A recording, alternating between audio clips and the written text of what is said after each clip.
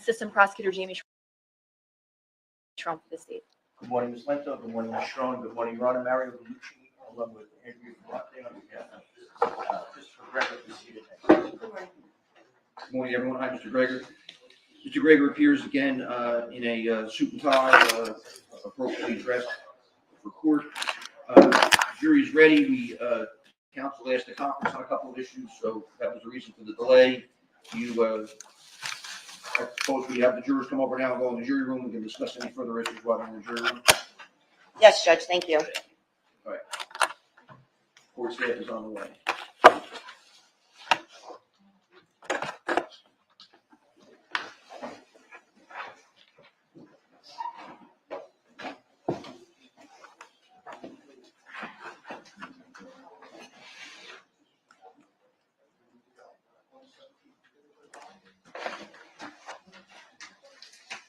Judge, when the jury goes in the back, before we bring them back out, can I just test sound? Can you do what? Can I test the sound when the jury Yes, goes? Thank absolutely, you. yes. That was my plan. We can discuss anything we need to while the jury goes in. Okay, thank you. You can test.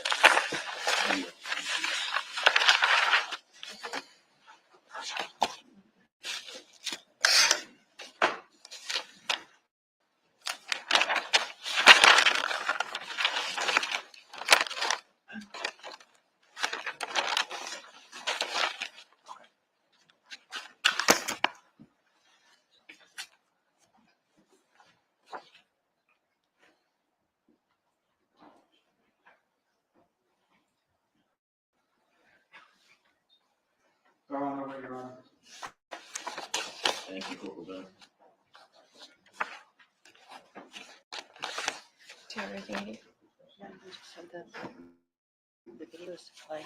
So I probably should use this one, right? 48. No, she's those. Oh, that's right. These are mine. So Yep, you have that's that. this is this one. Yep. I'm gonna drive this to my desktop when the jury's not in the room.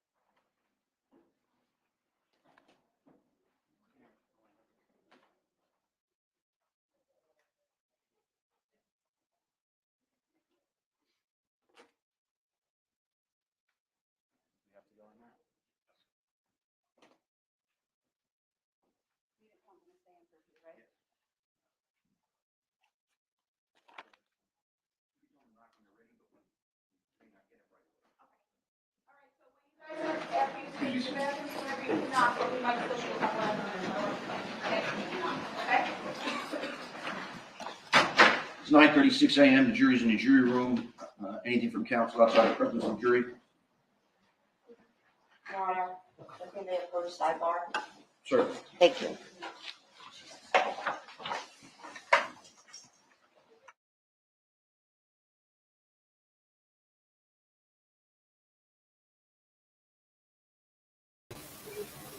Does anyone know who this guy is?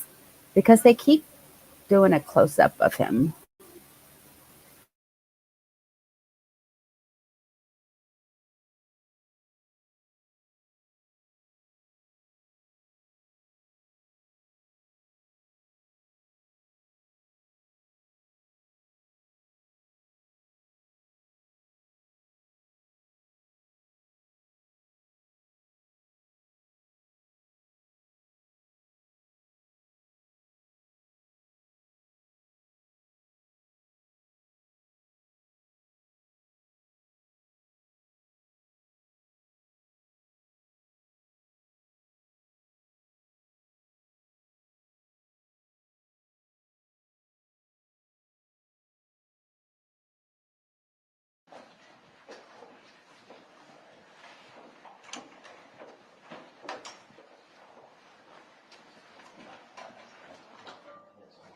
Judge?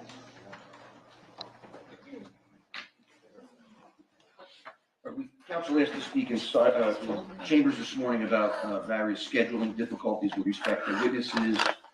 We decided that we're going to go with the state's witnesses today, see how far we get, and then make a determination about tomorrow and later in the week, as well as next week. The witnesses in this case, many of them are either medical professionals and or have significant distances to travel to get here. So, and some of them have other prior commitments where they're unavailable for certain days. So we're going to address that as we go along this week. In addition,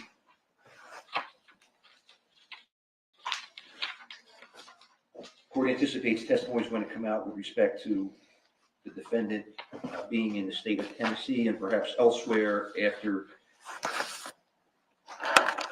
April 2nd, 2021. We previously had various 104 hearings outside the presence of the jury on that issue, and counsel had asked me to defer a final decision until such time as the trial testimony occurred. Accordingly, I need some time outside the presence of the jury, either at the end of the day today, to put some more findings on the record. Mr. Gallucci, we already marked as Court Exhibit C4 proposed charge on an allegation of flight. Is it correct that you have no objection to me placing those additional findings on the record after the fact? I do not, Judge. Thank you. And then last week, I read a charge to the jury on the photographs from the autopsy. Madam Clerk, I don't believe we ever marked that as Court Exhibit. Did you mark that? C9 next to the order. Thank you. It is now, yes.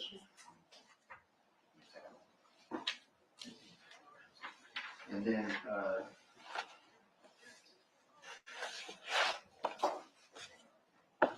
I did a proposed charge on deleted text messages, which I'm always going to print and give to you right now. We anticipate Sergeant Coles going to testify consistent with his prior testimony at a 104 hearing about the deletion of text messages from the defendant's phone. I was going to draft that similar to the flight charge, Mr. Gallucci, where the defendant has the ability to offer an explanation. Is that explanation that he was being threatened, or is there some other explanation? That's the explanation. Yes. All right, so we'll give you that charge as drafted. Take a look at it, and at some point, let me know if you find it acceptable and when you want me to give it. If we're going to hear from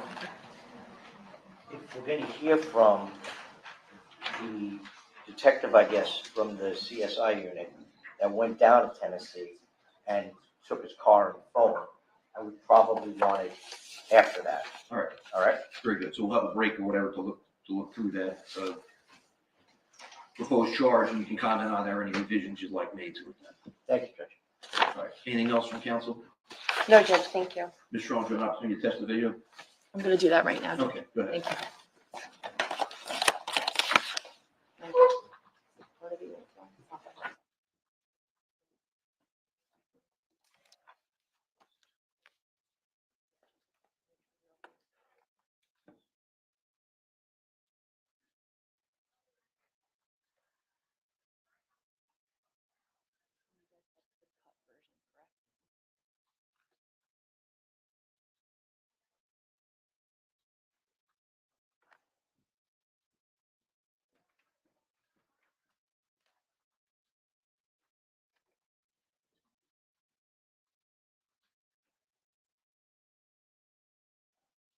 I don't know if the TV is not set to be connected to my computer, but it is. It might be, until we put it back, can you check that? Madam Clerk?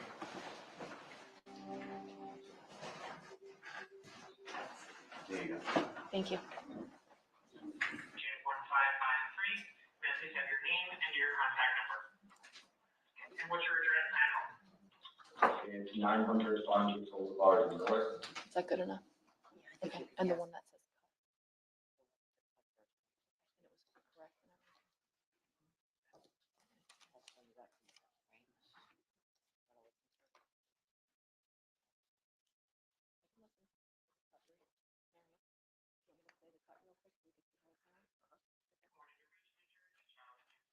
Call will be recorded for quality assurance. Judge, we're just making sure on this that everybody agrees about the cut version. Please have your name and your contact number.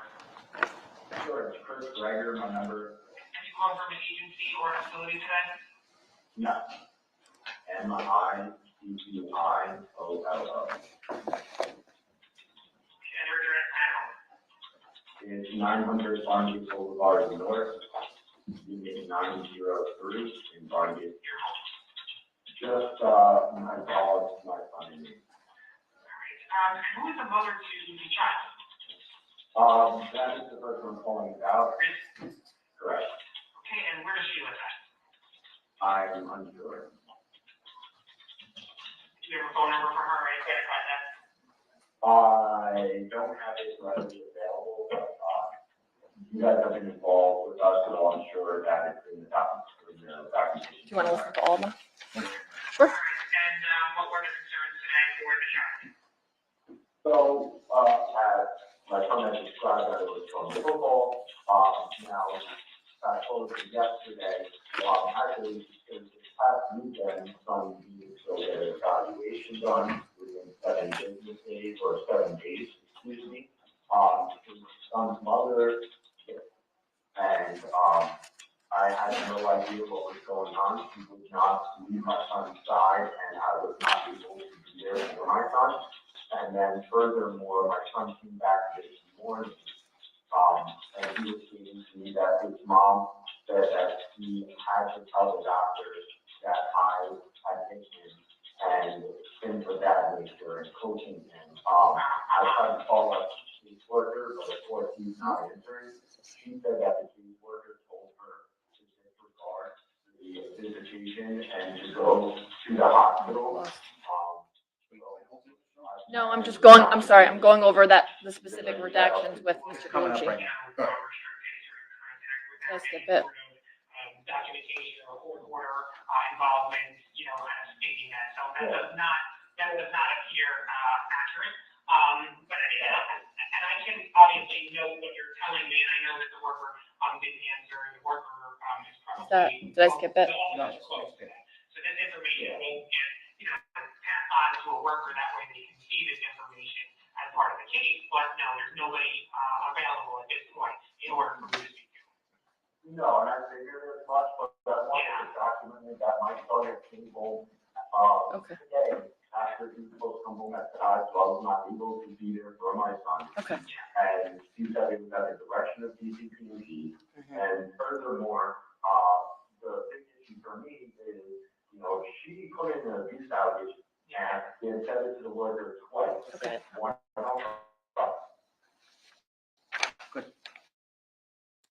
All right, so the court made a prior ruling about the redaction of certain statements from that recording. Mr. Galucci, you're satisfied those have been redacted? I am, Judge. Can you bring the jury up? Any further? Thank you. Thank you. Jury out at 9:48. Good, right? Jury out. All rise.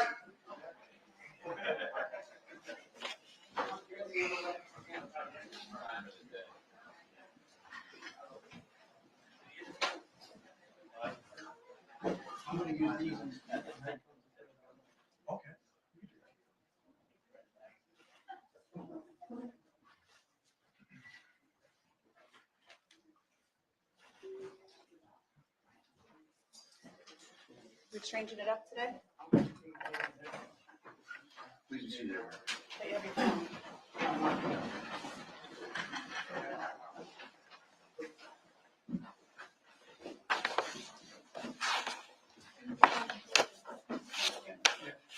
Your Honor, he has his phone because it helps control his hearing.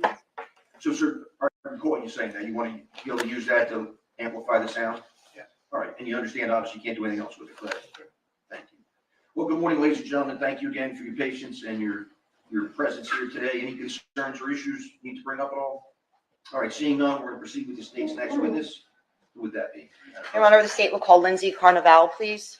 Thank you. Lindsay Carlisle. Hi, ma'am. Good morning. Come on up.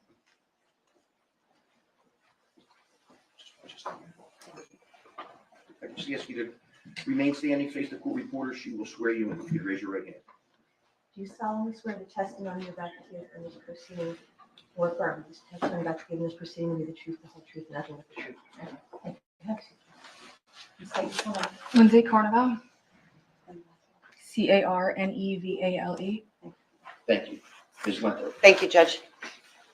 What is your occupation I am a registered nurse, and where do you work? Southern Ocean Medical Center, And what department do you work at? in the emergency room.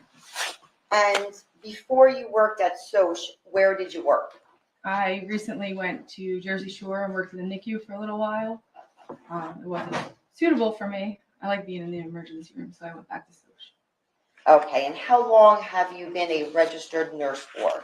Almost 4 years. Now, before you were a registered nurse, what was your occupation? I was a paramedic Where did you work as a paramedic? at Monarch, How long did you work as a paramedic for? about 15 years. Can you tell the jurors about your education? I went to paramedic school for 2 years. I have advanced cardiac life support, pediatric advanced life support, CPR certified. And you have a bachelor's degree? I do. I have associates and a bachelor's in nursing. And what about an associate's degree? I do. And what certifications do you currently hold? And can you just keep your voice up a little bit so we can hear you back Oh, here? sorry. I hold the ACLS, Advanced Cardiac Life Support, Pediatric Advanced Life Support, my CPR, which is Basic Life Support. Now, calling your attention to April 2nd, 2021, at approximately 3:53 p.m., did you treat a patient at SOCH named Corey Mitchell? I did. Had Corey been admitted into the emergency room at that time? He was. Do you remember Corey? Of course I do, yes. Who brought Corey into the emergency room that day? His father. When Corey was admitted into the emergency room, what room was he taken to? In room 6. What nurse brought Corey to room 6? Bill Doyle. Were you Corey's assigned nurse on April 2nd, 2021? I was. Where did you first room? In room 6 when you first saw Corey? Yes. Did you speak to Corey's father? Yes. Did you learn his name? Yes. What was Corey's father's name? Chris Gregor. What were your immediate observations of Corey's condition in room 6 at the emergency room? Corey was very lethargic, pale. He was very sick. Were vital signs taken? His temperature was 96.9, I believe. And what about blood? Was that drawn? Yes.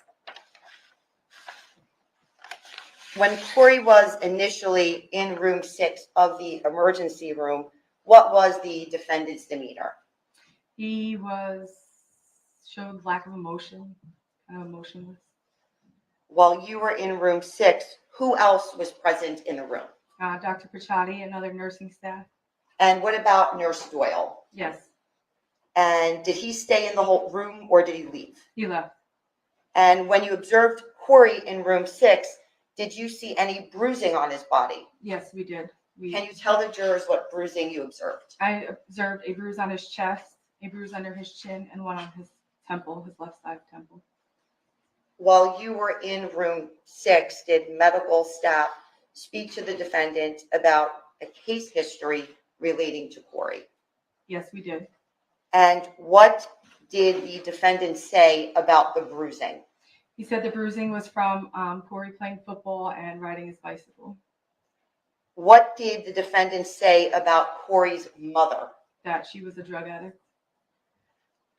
What did the defendant say about contacting Corey's mother at that time? He said that he did not want her contacted. And what did the defendant say about Corey being at Jersey Shore Medical Center? That his mom had had him there the night before. What did the defendant say about Corey's symptoms before he was brought into the emergency room? That he had been vomiting and he was complaining of light and body pain. Now, that information, did you provide that to someone? I did. And who did you provide that information to? My nurse manager, Jenna Shaw. And was she working that day? She was. Did the defendant leave room 6 of the emergency room? He did. And what was Corey's condition? Corey was very sick. He mumbled a couple words to me. He seized. Can you tell the jurors what happened regarding Corey's treatment at the emergency room and his condition? Corey seized, and then his heart stopped. He had stopped breathing. So we initiated CPR. Dr. Pachati intubated him, where he put a tube in his trachea and into his lungs, and ventilation was provided along with CPR. And what type of CPR was administered? Pediatric CPR. And why was pediatric CPR Because he administered? was a 6-year-old little boy. And what is pediatric CPR? It's one hand on the chest.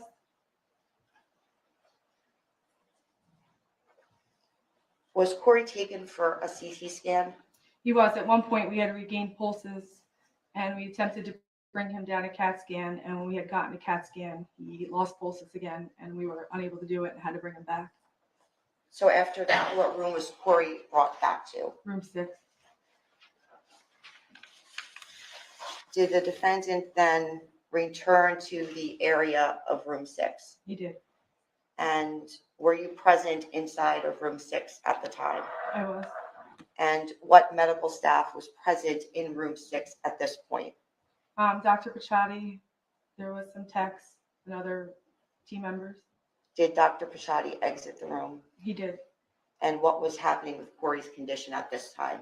Corey was not breathing. His heart was not beating. He was basically dead at that point.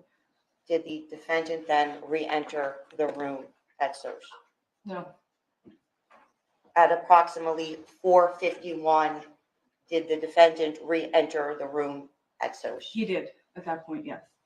And were you present at that point inside of room 6 with Corey?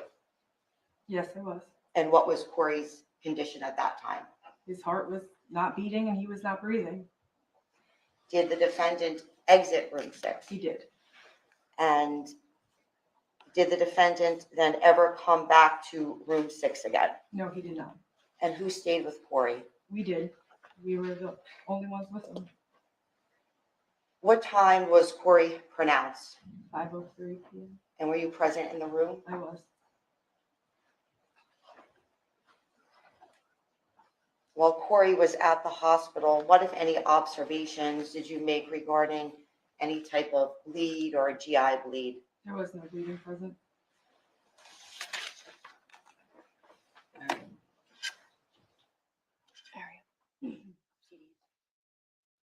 I may approach, I'm now going to show the witness what's been marked S48D, S48E, and S48F. Do you recognize those? I do. And can you tell the jurors what those are? They are CDs of surveillance from the hospital the day Corey was admitted to the emergency room. So that is surveillance from April 2nd of 2021. Yes. And that would be the day that you were the nurse in regard to Corey's care. Yes. And you are familiar with the location that is depicted. Yes.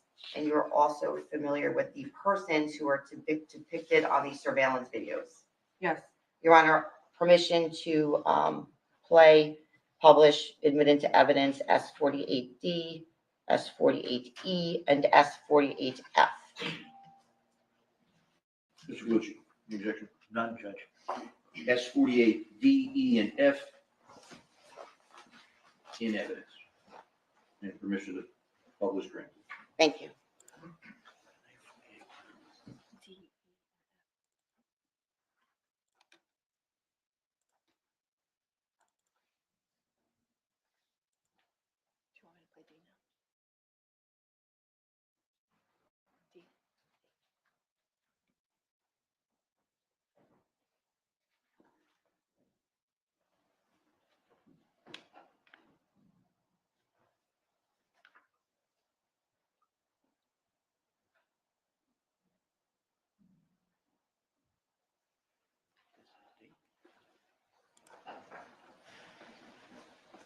Sure. Can you tell the jurors who is located on that video?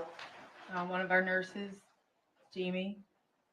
And does that accurately depict the defendant leaving room 6 for the first time on April 2nd of 2021?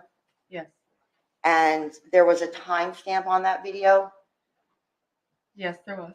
And is the timestamp accurate that was on that video? No. We can now go to the next video, please.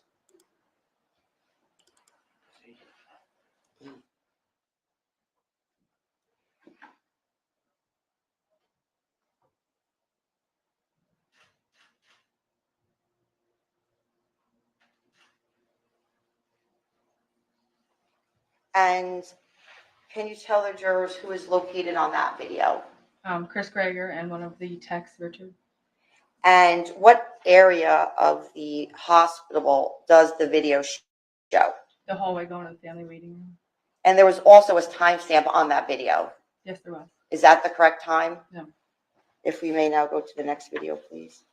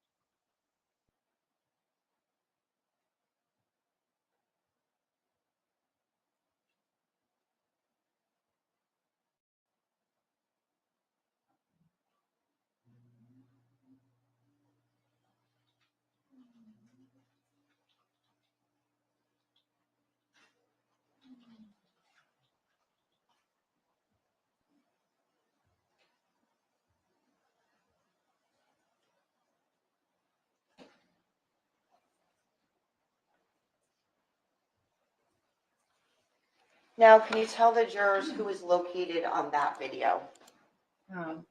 Chris Gregor, Jenna Shaw, Jamie Jocelyn, one of our techs. And Jenna Shaw, who would that be? Would that be the The blonde? nurse manager, yeah, the blonde. And does that video accurately depict the defendant entering room 6 where you were located with Corey? Yes, And does that video accurately depict the defendant entering room 6 where you were located with Corey? yes. And can you tell the jurors what was going on with Corey's condition during the time of that video while inside room 6? We were providing CPR, breathing for him. And did you see a machine present in that video? Yeah, Jamie went to grab a Doppler And what would be the purpose of the Doppler? to see if we can find pulses that we can't feel. And this would have been at approximately 4:51. I believe so. And after this time period, did the defendant then ever come back into room 6? No, And about how long was Corey treated at SOCH before he was pronounced? at an hour and 20 minutes. Thank you, Judge. No further questions? No, Judge, thank you. Mr. Delucia. Right. I'm sorry. Remember, jurors on the end have to hear you, so.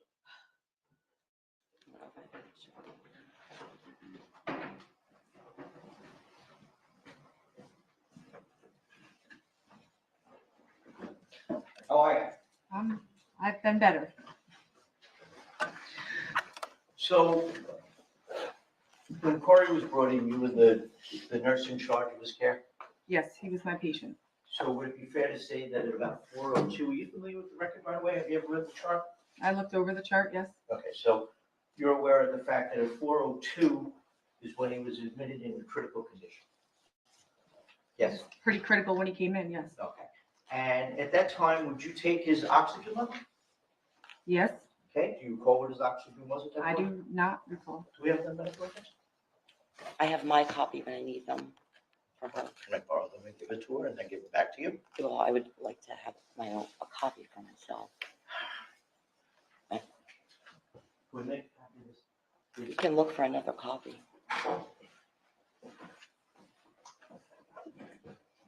Judge, can I have a second to look for another copy? Thank you.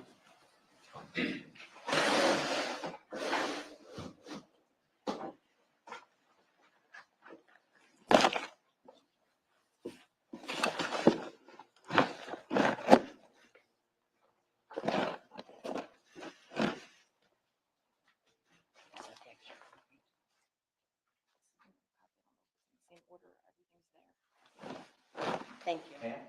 Sir,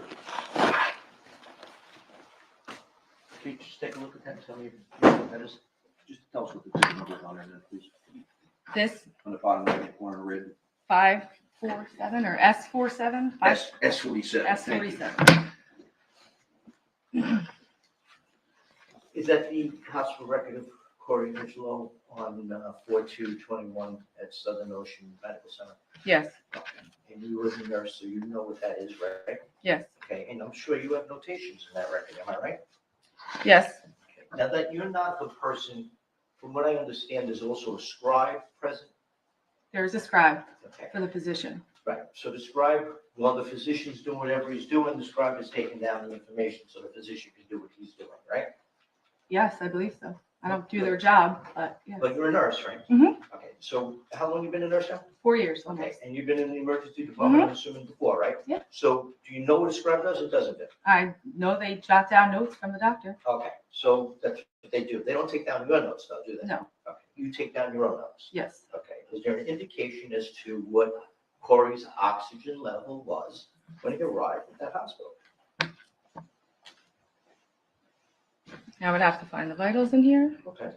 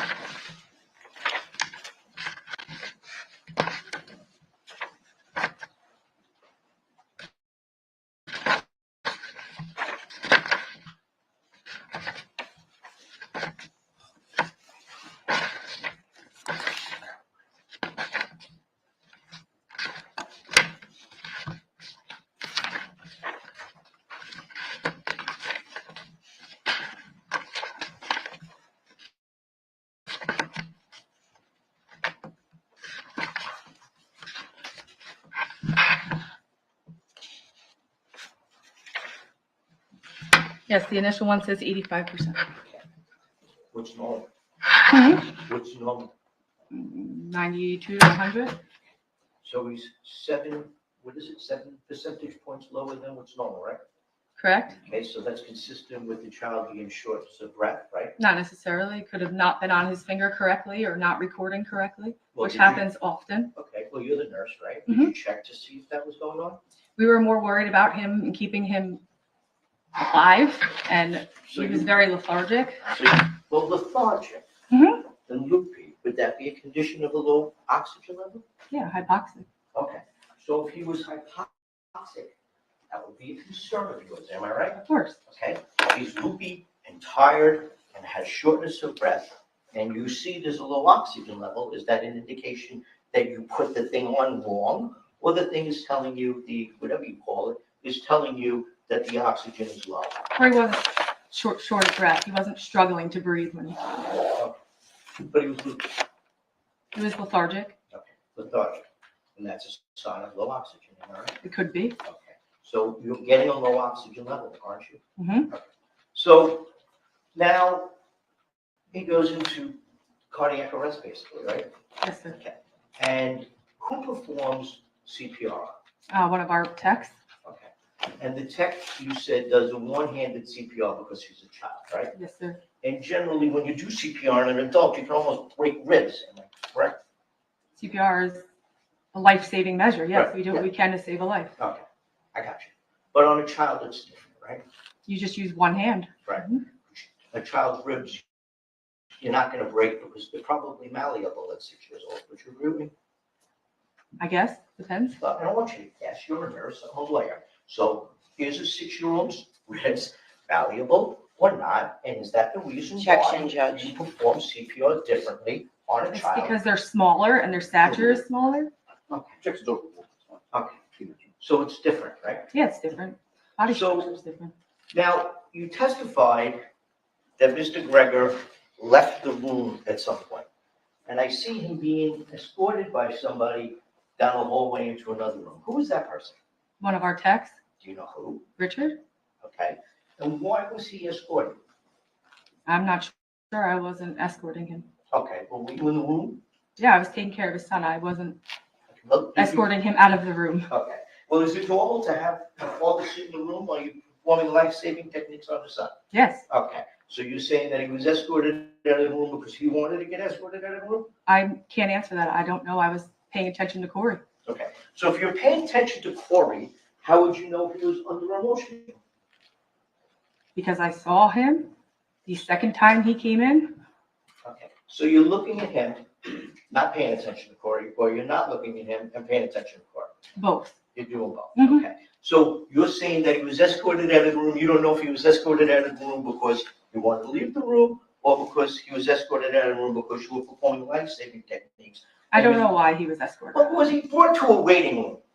I'm assuming yes, he Or was. is there a waiting room in Southern Ocean Medical Center? There's multiple. Okay. Is there a waiting room outside the pediatric unit or wherever we were where room 6 was? He went to the family waiting room. Okay. So what's the family room for? People to sit there and Wait. yeah. Okay. And was he escorted out of there to sit and wait? I guess I didn't escort him. Is it the first time you've ever seen a person escorted out of a room in an emergency room? Objection, Judge, speculation. It's overruled. No. Okay, so people leave that room when things are being done to patients. Am I right? Yes. Okay, thank you.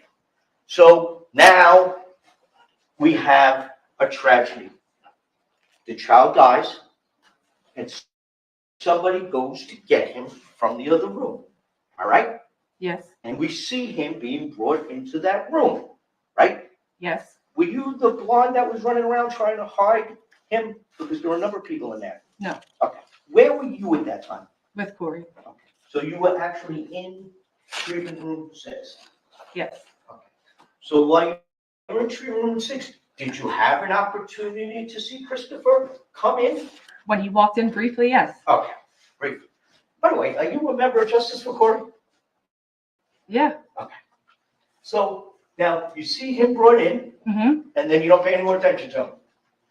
No. Okay, so you don't see them bring a chair over for him to sit in. No, that was outside the room. I was Okay. inside the room. Okay, so you don't see them bring, how big's the room? Not very big. Okay, so if this is the bed that Corey's in, where are you?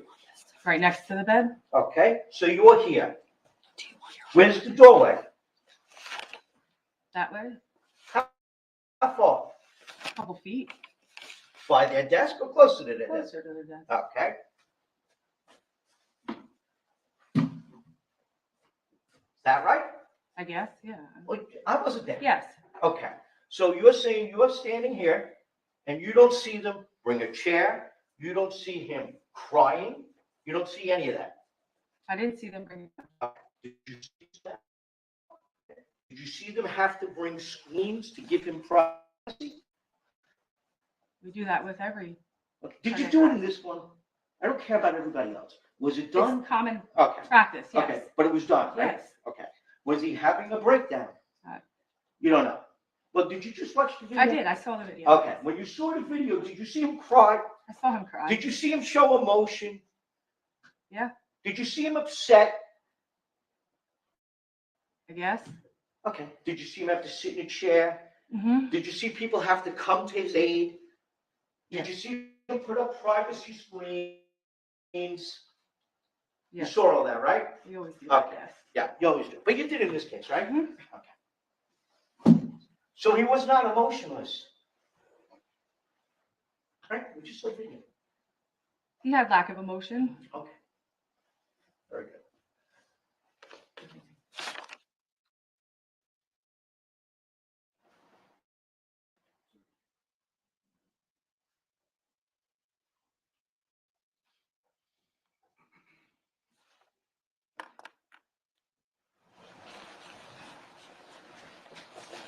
As the nurse, by the way, you said he had 2 bruises. Do you know when you got those bruises? I do not know. Okay. Do you know when you got those bruises? I do not know. So, but you're aware of the record, right? Did he have any bony injuries to him? I'm not sure. Okay, look at the record.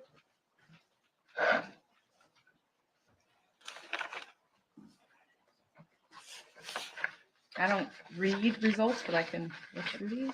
Judge, Well, if it's outside your purview, I don't want you. Well, I don't. the question would it refresh your recollection? If it doesn't refresh your recollection, then having her read the record is nothing more than hearsay. Right. Would it refresh your recollection to look through the record to see if he had any? Yeah, but I don't know what happened after. Like, so I can look, but No, Well, only if you had the No. recollection previously and the records would refresh your recollection. no, You I didn't don't know have it. previously. I don't know. Just aim. thank you, Judge. Thank you. Thank you. Any read the record. Where was the defendant located when he was emotionless? In the room, in the room. Now, when the defendant left the room, was Corey deceased at that time? No, we were still providing life-saving care. There was no pronounced. Yeah. Thank you, Judge. No further questions. Anything further? Maybe.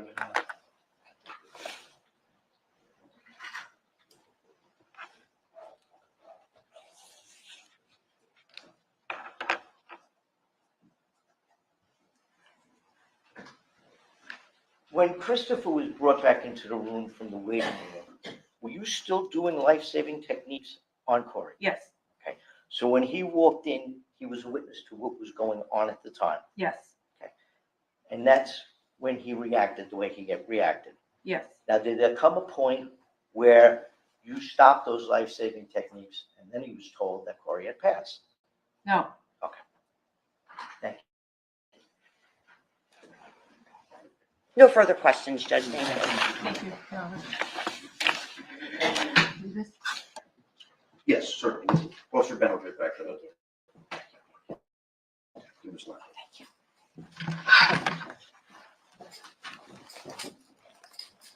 Does it state another witness or do you need another moment? Judge, we have 1 second.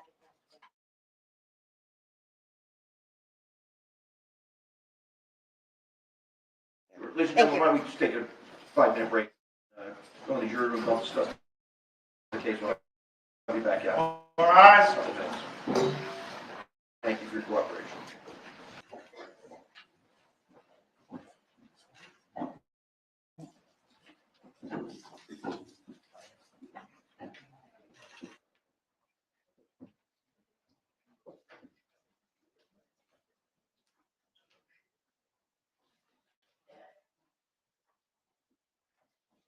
All right, it's 10:19, the jury room will give state an opportunity to make sure the witness is available rather than just have the jury sit here with no witness. I'll be right back, yeah, when you're ready.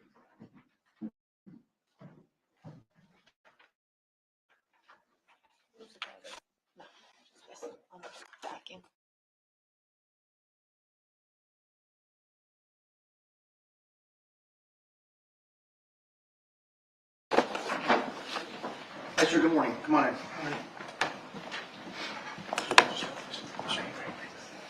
You could raise your right hand, face the court reporter. She will swear you, sir. You solemnly swear or affirm the testimony you're about to give in the proceeding with the truth, the whole truth, and nothing but the truth. I do. Thank you. Please state your full name and spell your last name. Richard Cicerone, Cicerone. Thank you, Ms. Lento. Thank you, Judge. Mr. Cicerone, where do you work? I work for the Division of Child Protection and Permanency at the Child Abuse Hotline. And what are your responsibilities at the Child Abuse Hotline? We field phone calls that come into the hotline where a caller may be making abuse or neglect allegations, and then we route them to the appropriate source. Are you considered a screener? Yes, I'm a screener there. And are the calls that come into the Child Abuse Hotline recorded? They're all recorded, yes.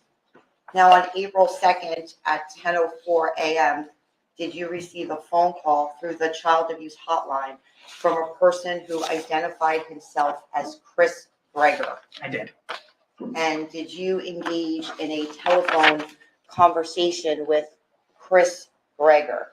I did. And was this telephone conversation recorded? It was.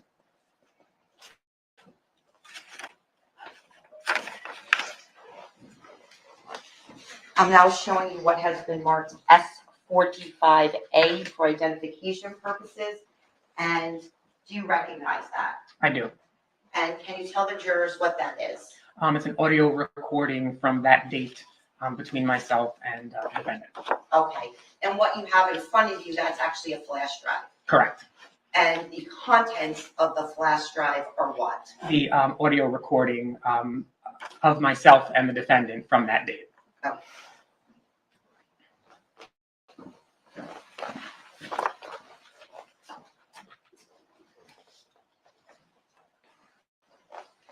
Now, you reviewed that audio recording before you came to court today, Yes, and you're familiar with it. correct.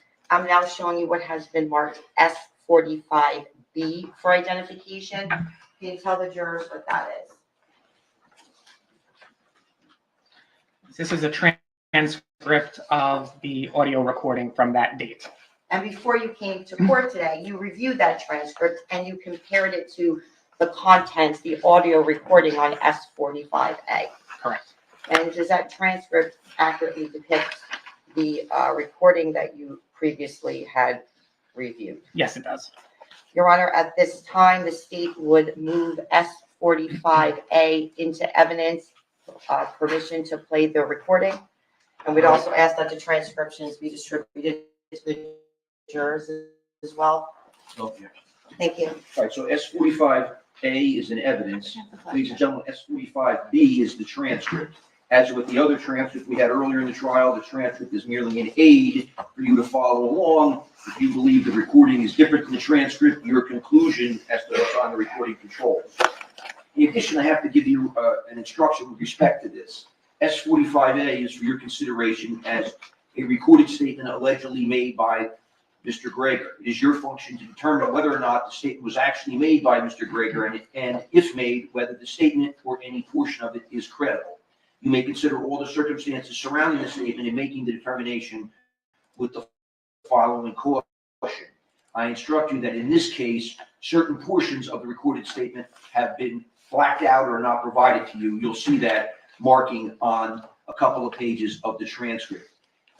You may only consider those portions of the statement which are being admitted into evidence, and you must not speculate as to the contents of the omission or the reasons for the omission.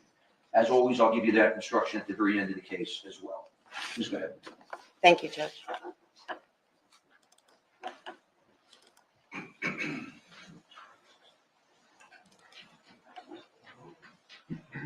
morning. You've reached New Jersey Child Abuse Hotline. This call will be recorded for quality assurance.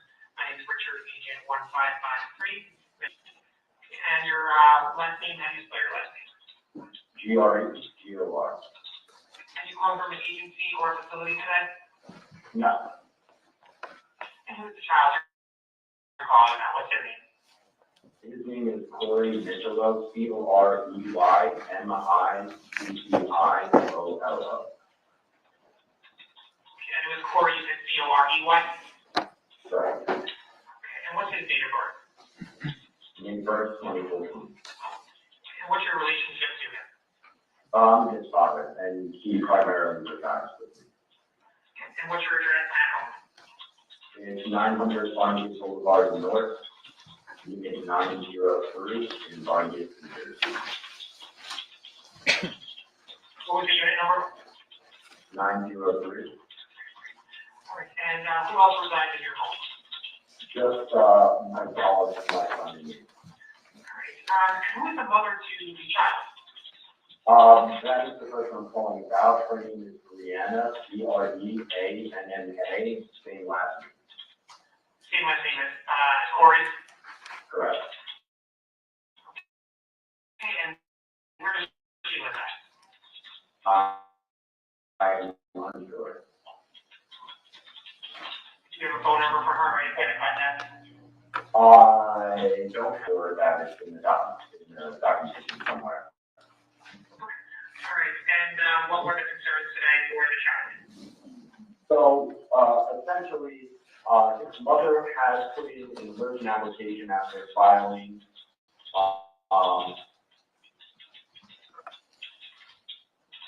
For custody of the child?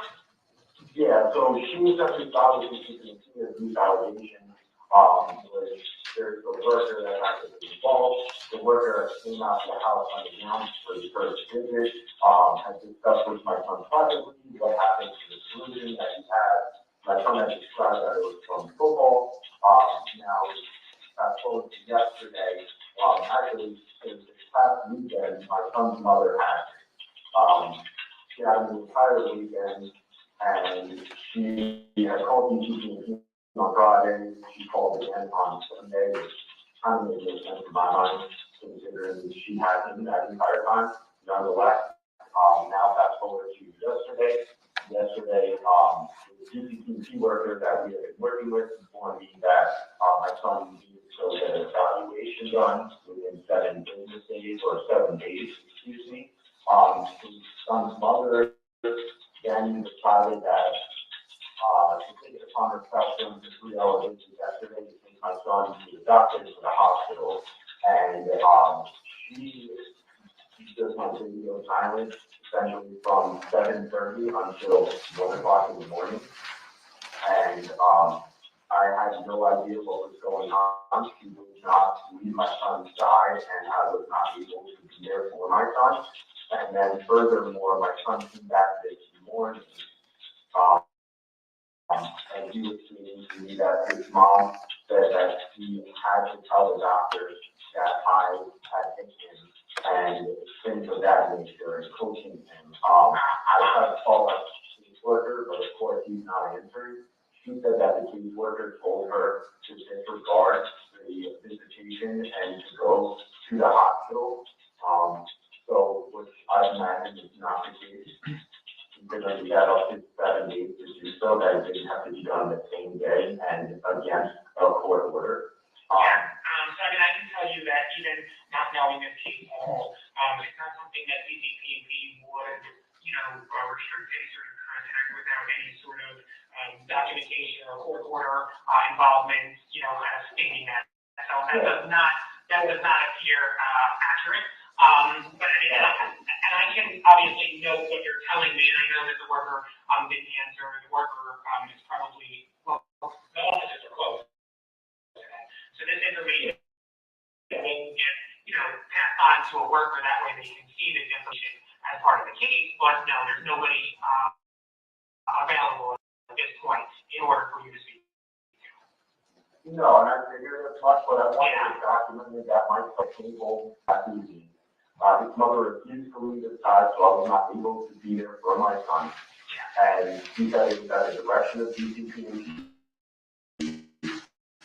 And furthermore, the big issue for me is, she put in the abuse out to the worker twice. Once on Friday, once on Sunday, when the worker came back out. Now, after she had him for an extended period of time yesterday and had him at the hospital and was coaching him to say that I hit him, he said it. So my big concern is just, that her coaching is going to be disregarded, it's going to be regarded in his statement. And I'll definitely make note of what you're saying, and the worker has to take all things into account. And I obviously can't speak for how the case itself is gonna be managed, but I mean, you know, I will note everything that we're talking about and make sure that the worker gets a copy. Yeah, because realistically, the worker has spoken to my son, had my resident, and, you know, my son's very comfortable here, so there's no issues with that. And my son, you know, I need to know the worker was coming. So even if I wanted to do something like she did and coach my son to say a particular thing, I had zero time to do so.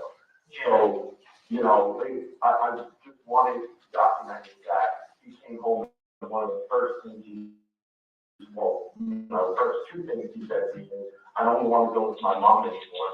She's going to try to take me away from you. And then he also said that, you know, mom told me to lie, I had to lie. And that was a huge concern of mine. Yep, I'll definitely make notice. I do have some mandated questions to ask you about your household, as well as mom's household. And if you don't know the answers, you can just tell me that you're unaware. Sure. All right, what's the race and language of everybody involved? White and English. Any domestic violence, criminal history, or current substance abuse issues for anybody that you're aware of? Not my household, their household, yes. The mother has significant substance abuse issues with methamphetamines, and heroin. And I actually am highly concerned that she's relapsing at this time. What can you say that she's relapsing at this time? She's acting very erratic and extremely out of character for her. And there's no rationale behind it. Any special needs, disabilities, or diagnosed mental health issues? Well, also I wanted to think that the mother's sister, so my son's aunt, who by court order is not supposed to be around my son, is around my son, and she just got out of jail for drug charges. And then there's also the criminal growth.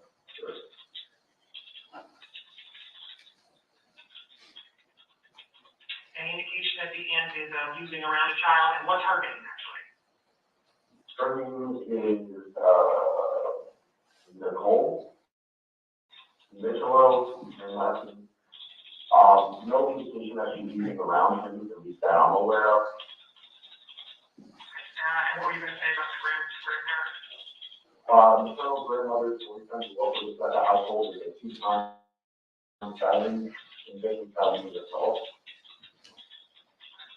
And he is by court order not supposed to be there as well, but he is every time my son is there.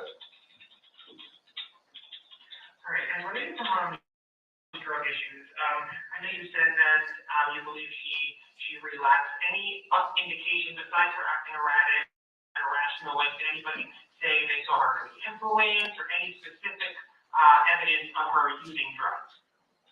Not specific evidence in that regard. Also, she started hanging around her ex-boyfriend who she was using with. She's been around my son as well, which is also next court order. Any safety concerns in either home for a worker? Any vicious animals, weapons? No, not I'm aware of. Any child prostitution, pornography, or forced labor regarding anybody? Not here, and not that I'm aware of over there. Any international travel for anybody within the last 14 days? No. Anybody either having COVID-19 or suspected to have COVID-19? No. And anybody having any series of respiratory infections, cough, sore throat, anything like that? No, but going back, I remember you asked a question about like mental disorders and things like that. The mother has PTSD from being bullied in middle school, and my son is diagnosed as emotionally disturbed. Classification happens with his mother based on the past aggressive behavior he showed, which does not exist anymore. And I know that he's with you now. When is the next time he's due to see mom? I believe it is next Tuesday. What time do we know? 4:30 to 7:30, but knowing her, it will go over, she'll find an excuse to justify bringing them on again. And that contact that she has with him, when it happens, is it unsupervised? Yes, right. All right, so this will go out to our Ocean South office. That way they have this information, and documentation. Is there anything else I can do for you? No, that's really it. I'm just, worried that if she coached him to say something, he came home and told me it, but, maybe it's going to be considered, and it's just a huge concern of mine. On top of everything else. Well, if everything does work out, I'll definitely make this notification. All right, thank you. I appreciate it. You're welcome. Good night.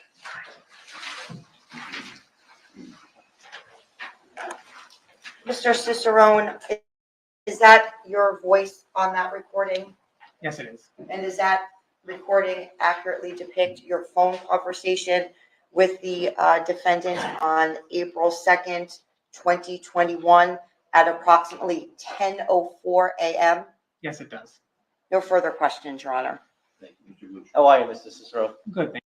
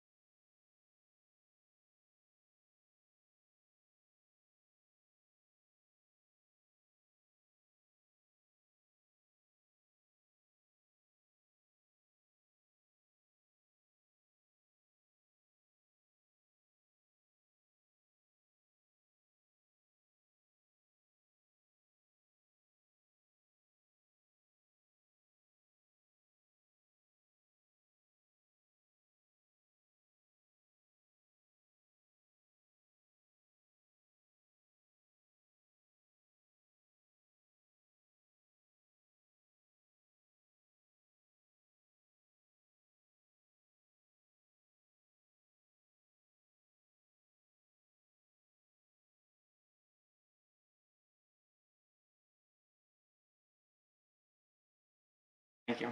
So you work in a center, right? Yes. And you receive phone calls from different people during the day, Yes. and then it's your job to take the information, it's recorded as we see here, and then you pass it along, right? Correct. Now, do you have access at that time to any information about the case that the person is speaking to you about at your fingertips? Yes, at that time. Okay, so when Mr. Gregor is talking to you about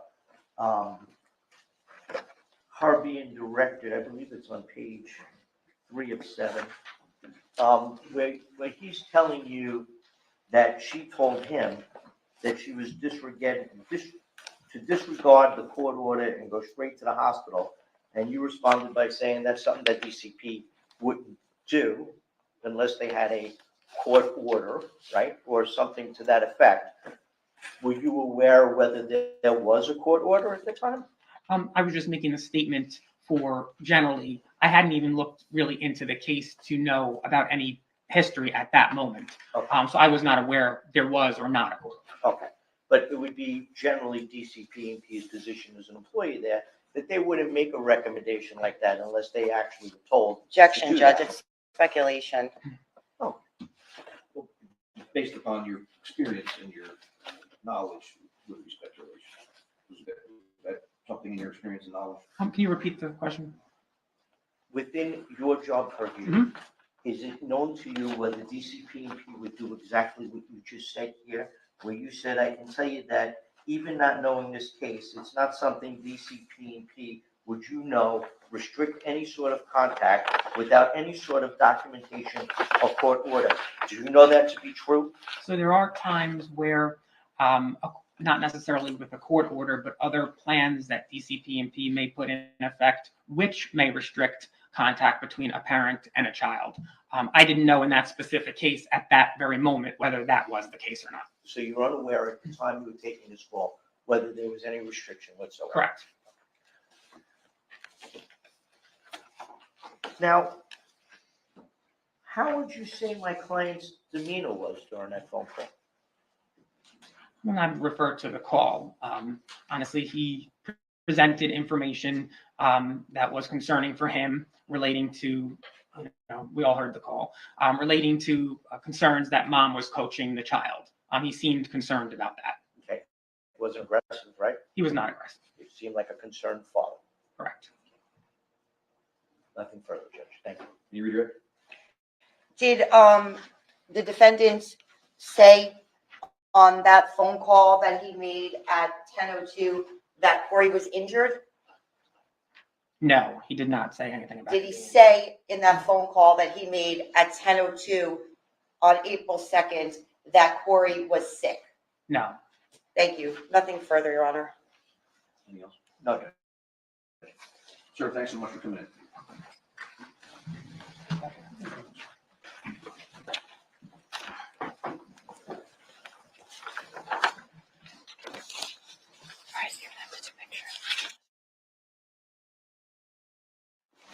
Yes, Judge. Who's gonna- The state would like to call Mike O'Hearn.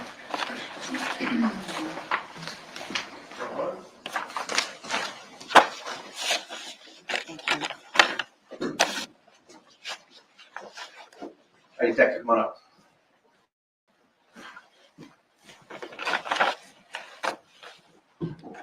Please raise your right hand. The court will ready to. You solemnly swear or affirm the testimony you're about to give in this proceeding will be the truth, the whole Yeah. truth, nothing but the truth. Yes, I do. Have a seat, please. You state your full name and spell your last name. Michael O'Hearn, and it's O''Hearn.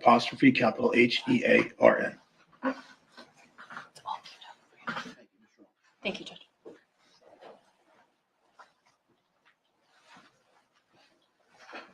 Good morning.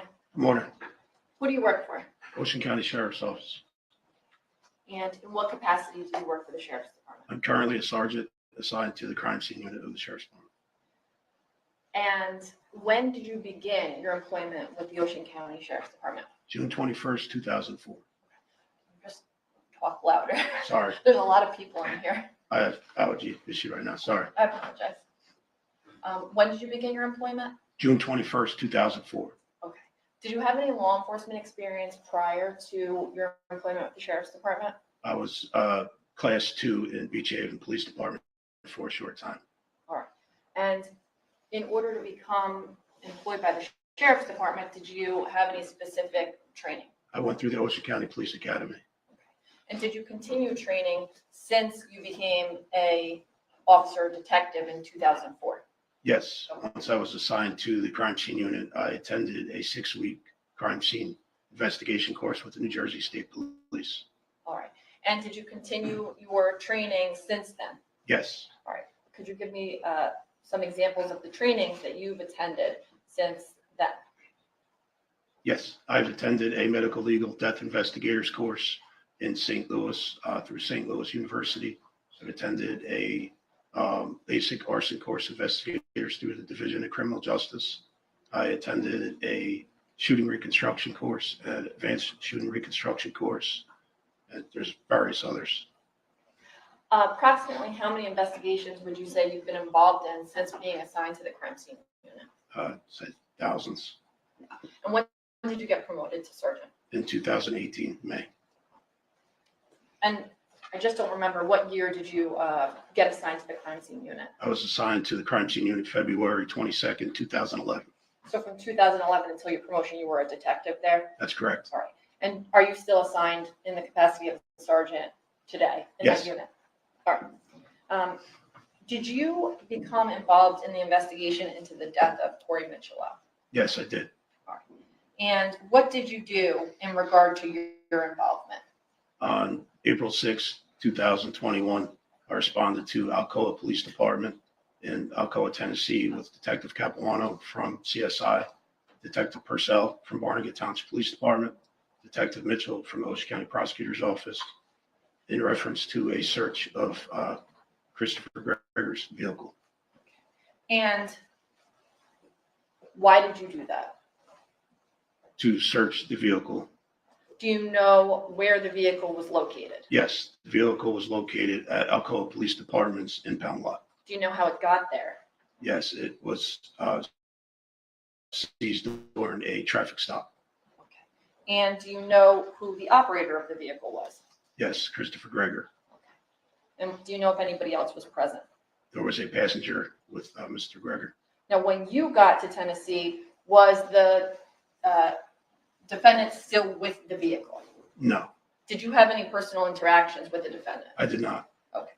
And did you meet with anybody from the police department in Tennessee when you were there? Yes, Detective Vandergriff and Detective Waters from Alcoa Police Department.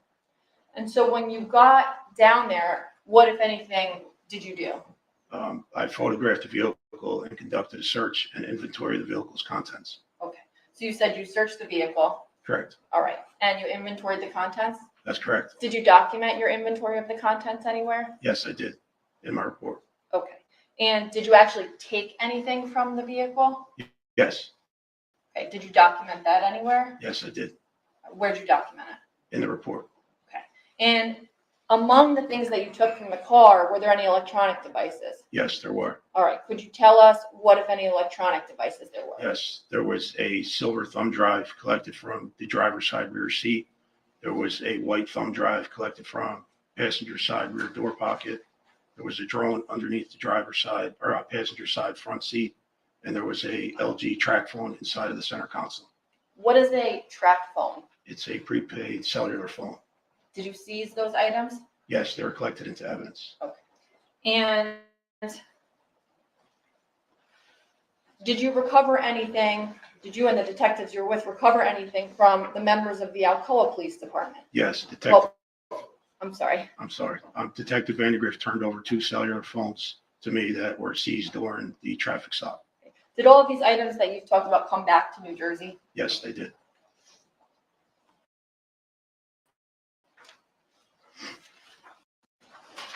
And you said you took photographs? Yes.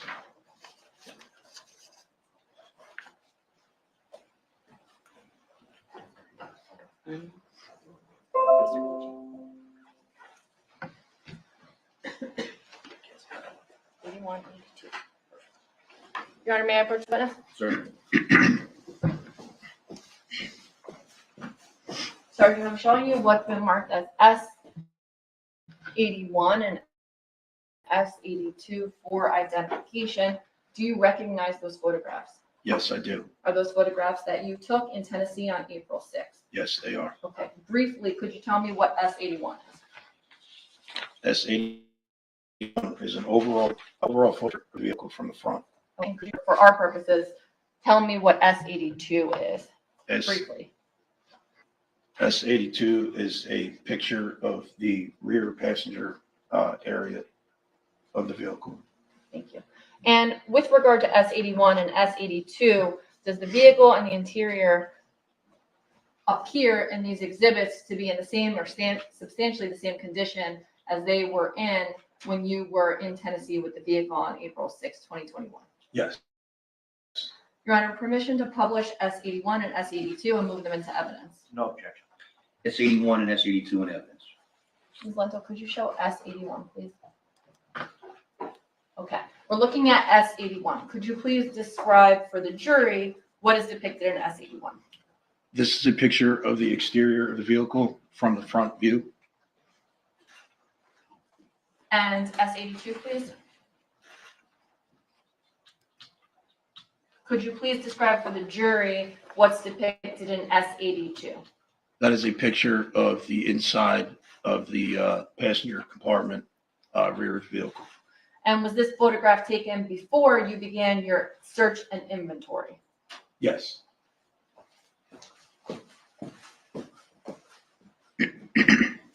Other than the involvement that you just described, did you have any other involvement in this case before or after the events on April 6, 2021? No, I did not. No further questions. How are you? Good, sir. How are you? So you flew down there to process the car and to seize whatever evidence you could seize from the car. That's correct. We drove, but yes, Good. All right, you drove down there. And as part of your job as a CSI, you retrieved things from the car, correct. right? And you retrieved items, I believe it was 2 phones, were retrieved from Mr. Gregor and the individual he was with. Those were seized by Alcoa, Tennessee police at the time. That's correct, sir. And they took it, and then they handed it to you, and you vouched it the way you would vouch for it, I'm assuming? Yes, I submitted it to evidence for chain of custody. And then you brought it up here. Correct. Okay. Now, in addition to seizing items that you thought, the phones, the thumb drives, by the way, the 2 drives you found, were they labeled in any way? I don't recall, sir. Would it be in your report? No. Okay. So, did you also process the car to see if there was any evidence in the car? Yes, sir. Okay. Did you find any blood evidence in the car? No, sir. Okay. Did you find any children's clothing in the car? Any children's clothing? I don't recall. I'd have to review my inventory. Do you have that? I don't have a copy of my report, sir. Did you receive anything when you processed the car of evidentiary value? Yes, Would you receive? from the car. We collected the electronic devices. There was a bottle of GNC niacin pills from the passenger rear door compartment, and there was a track and field pole and a baseball bat. Okay. And you took all those and processed them, and then you sent them to the lab? Yes, sir. Okay. Do you know if the lab processed those items? No, sir. No further questions, Judge. Thank you. Any redirect? No, thank you. Detective, thanks for coming in. Sorry. So, Thank you. Do you know what is available? I do. I just wanted to set some things up on the table because I have quite a few exhibits. Sure. It won't take me very long. You want to take a brief recess? I'll defer to the court. I'd rather have you go back in the jury room for a couple minutes, ladies and gentlemen, while everyone gets ready. So thank you for your patience. We'll have you back out. Sure. All right.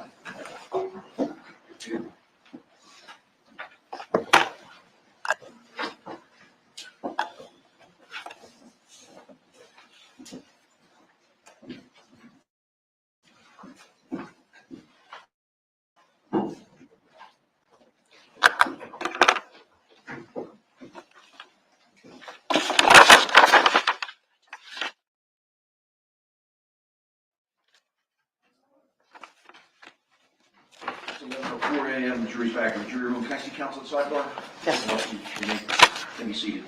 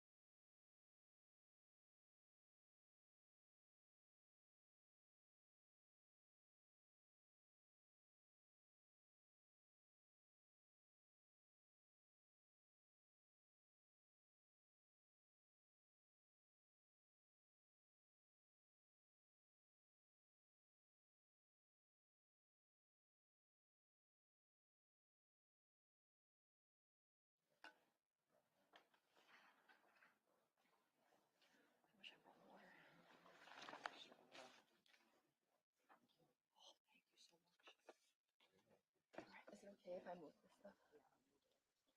All right, wait.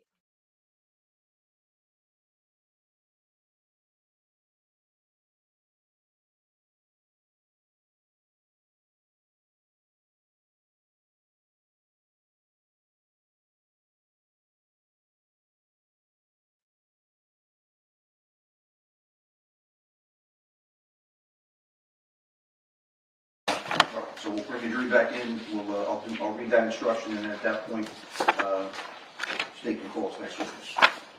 Okay, thank you, Your Honor. 11:10 a.m., jury out, please. All rise. Hurry up.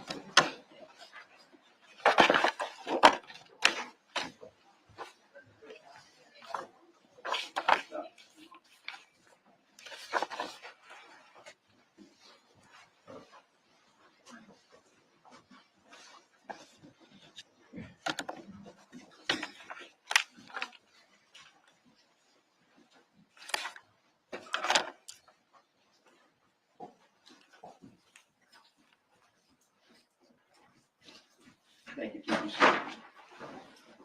Ladies and gentlemen, before we hear from the next witness, I have to give you an additional instruction. There's been some testimony in this case from which you may infer that the defendant fled shortly after the alleged commission of the crime. The defendant denies that his acts constituted flight. The question of whether the defendant fled after the commission of the crime is another question of fact for your determination in this case.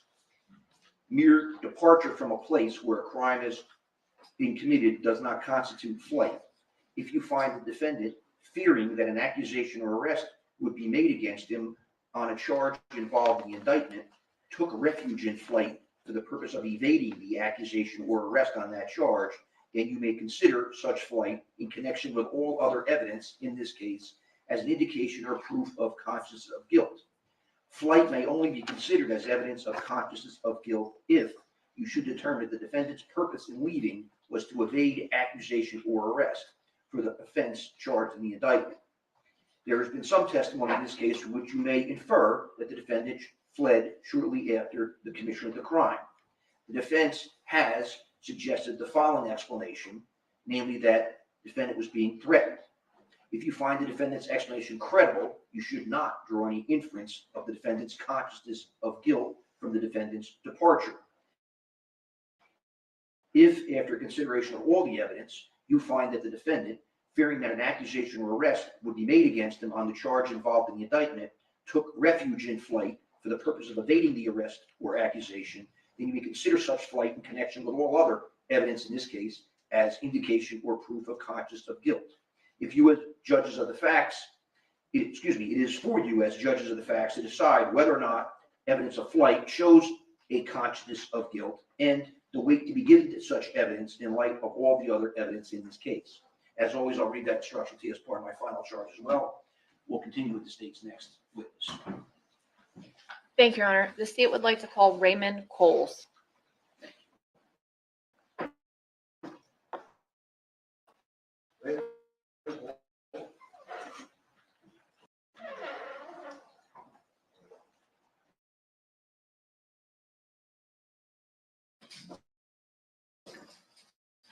Hi, Sergeant, good morning. Thank you. You can raise your right hand, the court will swear again, sir. Good morning. Do you solemnly swear or affirm the testimony you're about to give in this proceeding will be the truth? I do. Thank you. Thank you. My name is Raymond Coles, Coles. You have a court reporter today. Just speak slowly enough that she can transcribe what you're saying, so we're not just being audio recorded. I have a habit of doing that too. Yes, ma'am.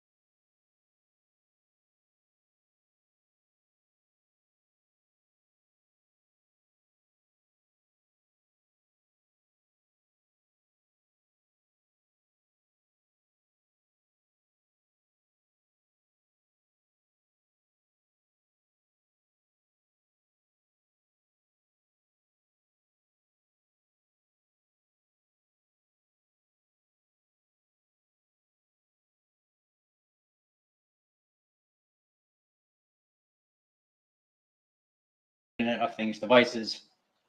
I also supervise the other case detectives or the other detectives in my unit, as well as my civilian analyst. I assign cases, and I also help maintain our ISO 17025 accreditation for American Association of Laboratory Accreditation.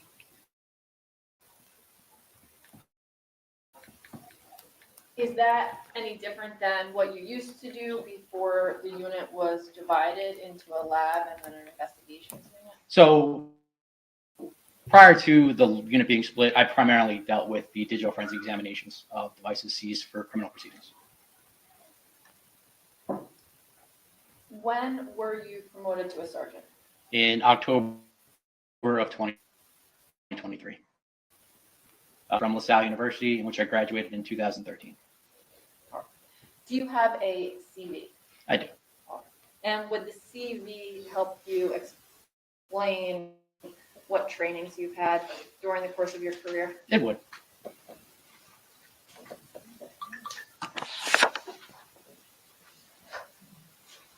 Your Honor, permission to approach the witness? Yes, sir.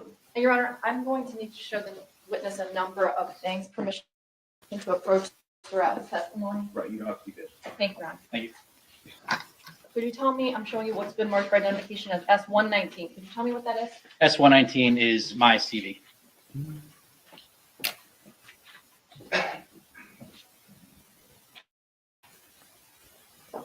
Now, before we get to that, can you please explain to the jury what the field of digital forensics actually is? I can. So generally, digital forensics is going to come down to two components.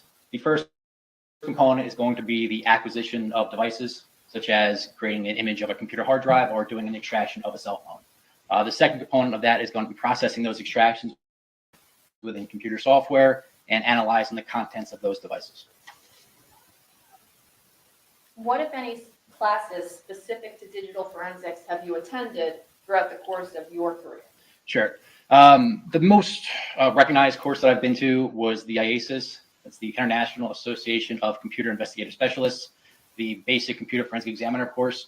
That was a 2-week-long course down in Florida. Once that course completed, there were 4 coach problems that require approximately 3 to 4 weeks to complete. Once those 4 problems are completed in succession, you then take a independent practical examination followed by an independent knowledge-based assessment.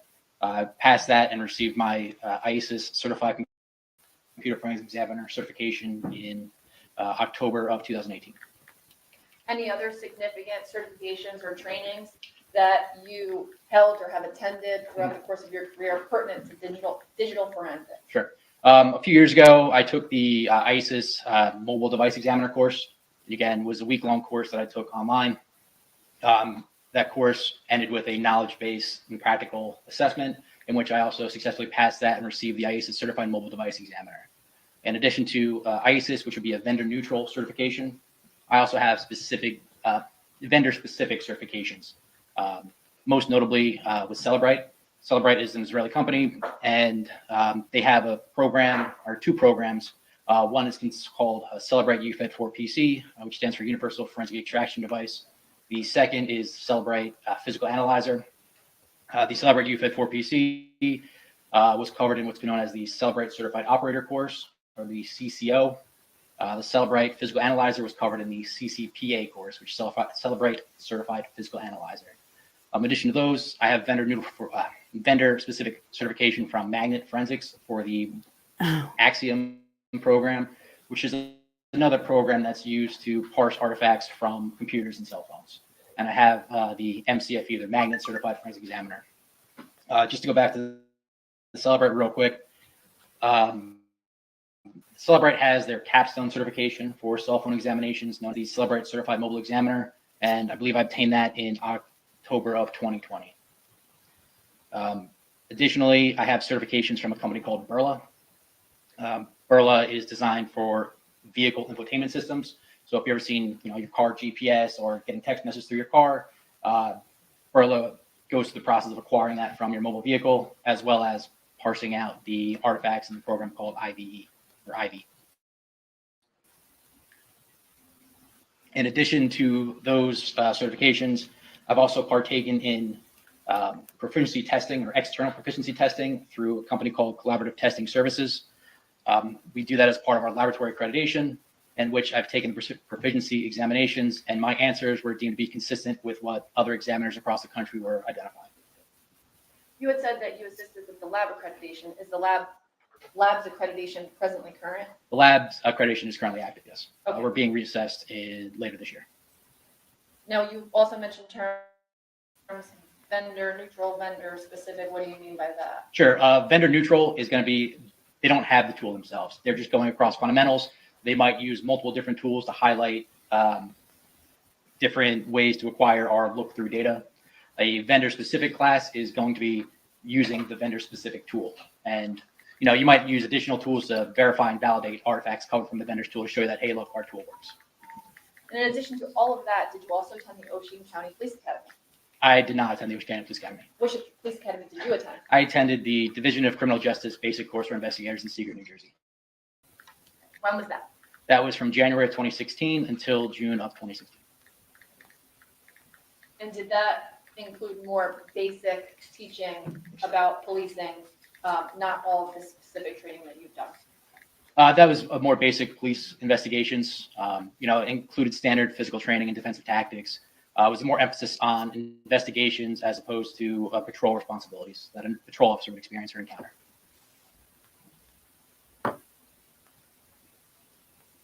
Are all of your certifications that you just named current? They are. Are you employed by anyone other than the Ocean County Prosecutor's Office? I've been hired as an independent contractor for Celebrite to teach the CCO and CCPA classes, along with the CMFF, which stands for the Celebrite Mobile Forensic Fundamentals course. And what type of training or certifications did you need in order to get that position?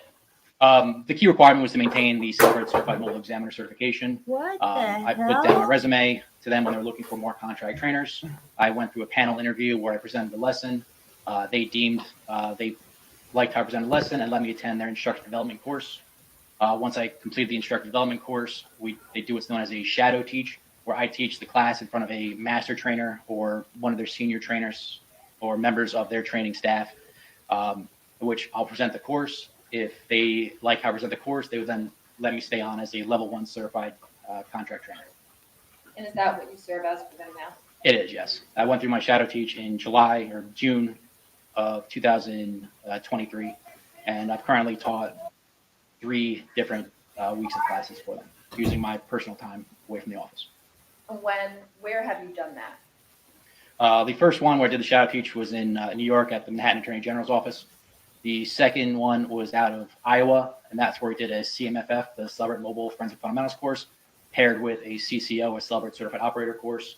And earlier this year, I went down to Vienna, Virginia, and taught the Celebrate Certified Operator and Celebrate Certified Physical Analyst course.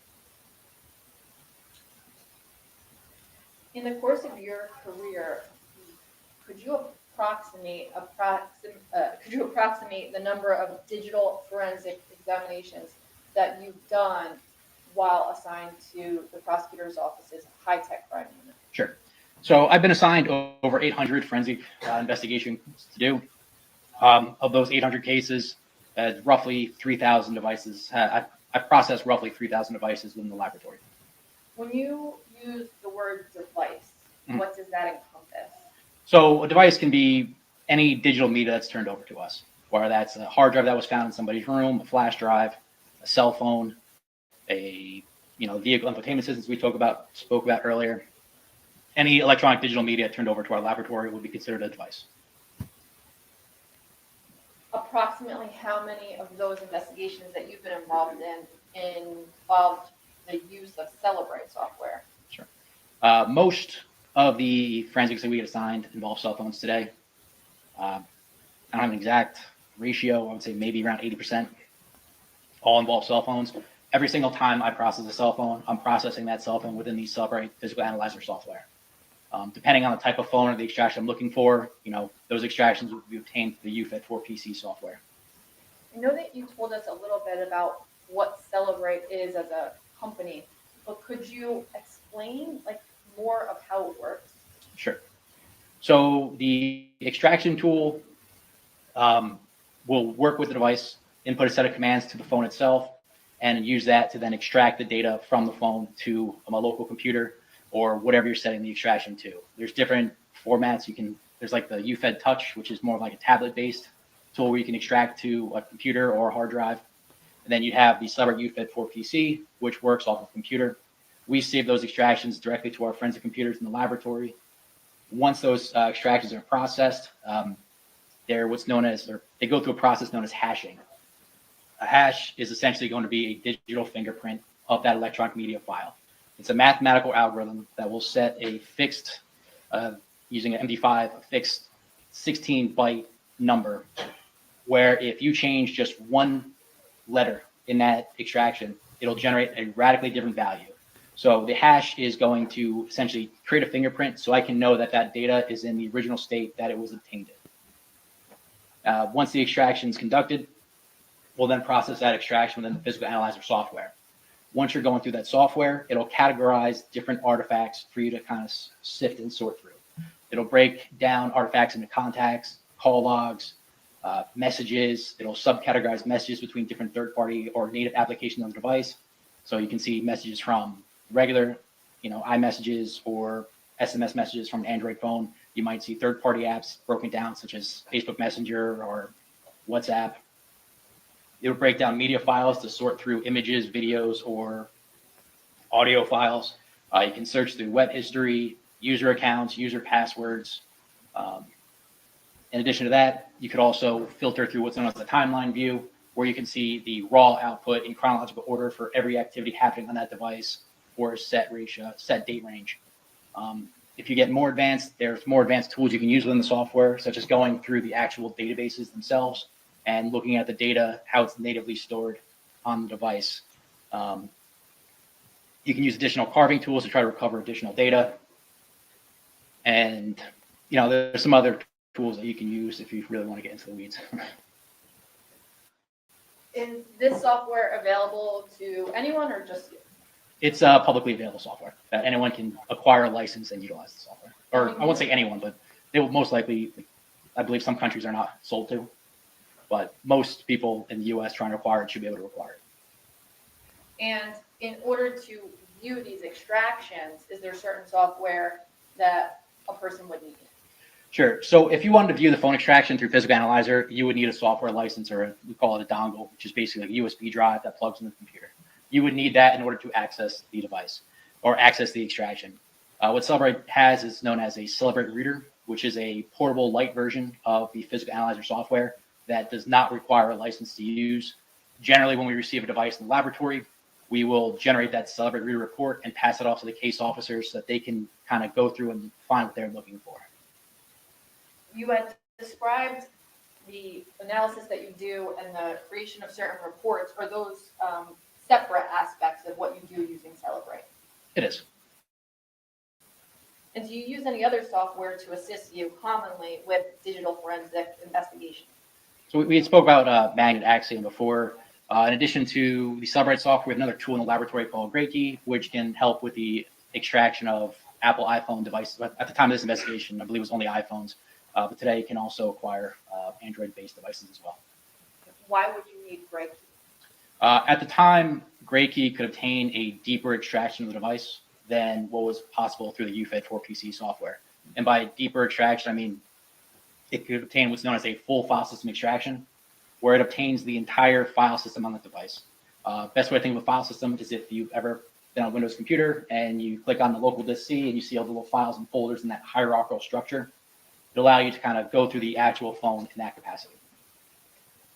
Have you ever been qualified as an expert in digital forensic examination in the state of New Jersey or any other jurisdiction?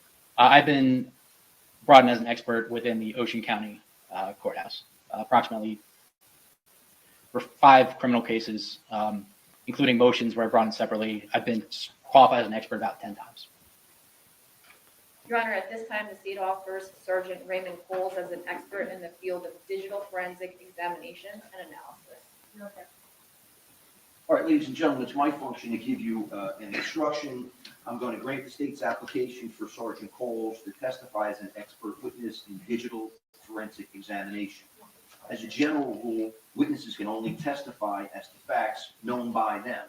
This rule ordinarily does not permit a witness to express an opinion and let it be received in evidence. However, an exception to this rule exists in the case of an expert witness who may give his or her opinion as to any matter in which he or she is versed, which is material to this case. In legal terminology, an expert witness is a witness who has some special knowledge, skill, experience, or training that is not possessed by the ordinary juror, who thus may be able to assist the jury in understanding the evidence presented and determining the facts in the case. In this case, Sergeant Coles is being called as an expert witness in digital forensic examination by the state.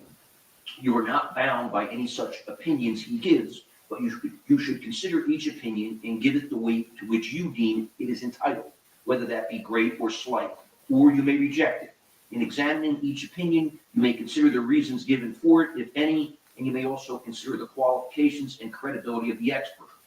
It is always within the special function of the jury to determine whether the facts on which the answer or testimony of an expert is based actually exist. The value or weight of the opinion of the expert is dependent upon and is no stronger than the facts on which it is based. In other words, the probative value of the opinion will depend upon whether, from all the evidence in this case, you find that those facts are true. You may, in fact, determine from the evidence in this case that the facts that form the basis of the opinion of the expert are true, are not true, or are true in part only. And in light of such findings, you should determine what weight to be given to the opinion of the expert. Your acceptance or rejection of the expert opinion will depend, therefore, to some extent, on your findings as to the truth of the facts relied upon. The ultimate determination of whether or not the state has proven the defendant's guilt beyond a reasonable doubt is only to be made by the jury. As always, I'll give you that expert instruction as part of my final charge. Thank you, Ms. Trump. Thank you. Sergeant Coles, did you become involved in an investigation surrounding the death of Corey Mitchell? I did. Do you recall when that was? It was in April of 2021. Now, in association with that, did you prepare written reports? I did. Did you prepare notes? I did.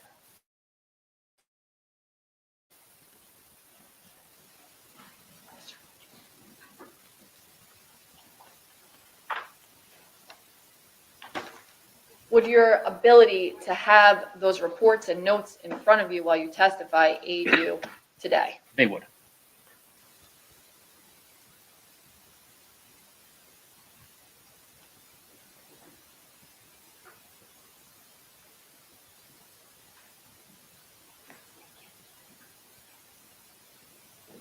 I'm showing you what's been marked for identification as S116, 117, and 118. Could you please tell me what S116 is?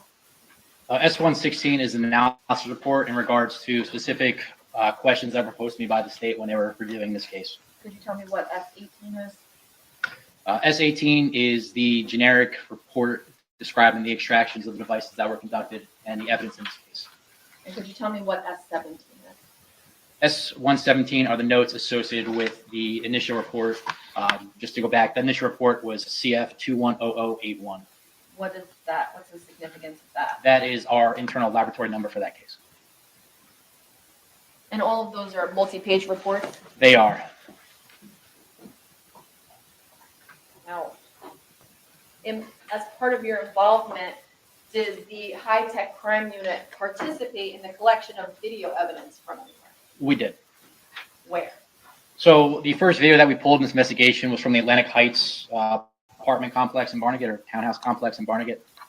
And the second one we assisted with partially was the Southern Ocean Medical Center.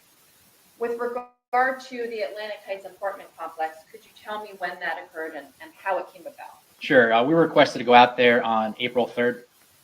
And we were requested to pull all surveillance video from the system from March 20th to April 2nd of 2021. Did you do that? We did. So in this case, it's a fairly large range of video to request to be pulled. If we were to use the internal export through the DVR itself, something like that, exporting to flash drives would take a very, very long time. In this case, we actually took the hard drive out of the DVR. We lent them a loaner drive so their system continued to work. We transferred their drive to the digital forensic laboratory. We hooked that up to what's known as a forensic write blocker to prevent any reader writes to the original source media.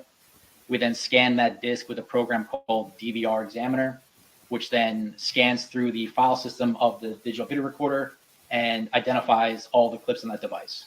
The clips in the date range were then exported out into an MP4 format so that the case officers could review the files that they were looking for. Based upon the investigation, were you able to identify a time frame of significance? Yes, it was identified on March 20th at approximately 4:18 p.m. We identified Mr. Gregor and Corey Michelot inside of the gym facility at the apartment complex. Did you ever obtain any other surveillance from the gym complex? We did. So in July of 2021, the Barnegat case officer on the case had requested us to burn all video from the gym camera off that system. So what it did is after we had processed the video from the initial extraction, we created what's known as a forensic image of the DVR hard drive, which is going to be a bit-for-bit copy of the entire drive saved to our forensic computer in the laboratory.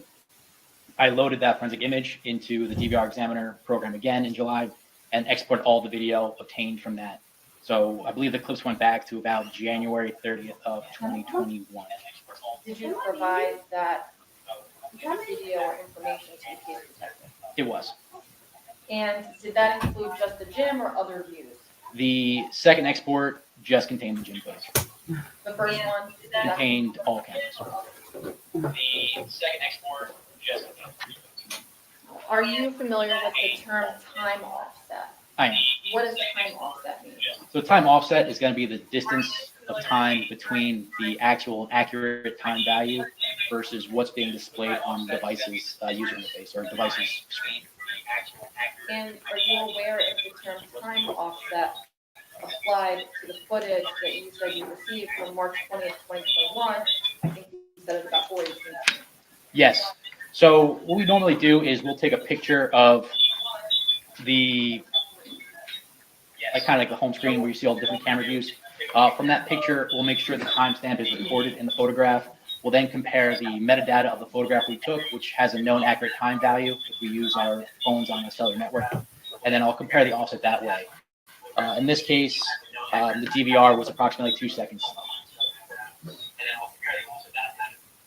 In this case, the DVR was approximately 2 seconds. I'm showing you what's been marked as S18, A, B, C, D, already in evidence and already published to the jury. Do you recognize what that is? I do. It's a USB flash drive. Do you know what's on it? Specific 4 videos exported from the DVR that were provided to the case officer. Have you reviewed them prior to coming to court? I have. And is it a copy of the same footage that you reviewed from the time frame that you identified? It's an exact copy of the export video.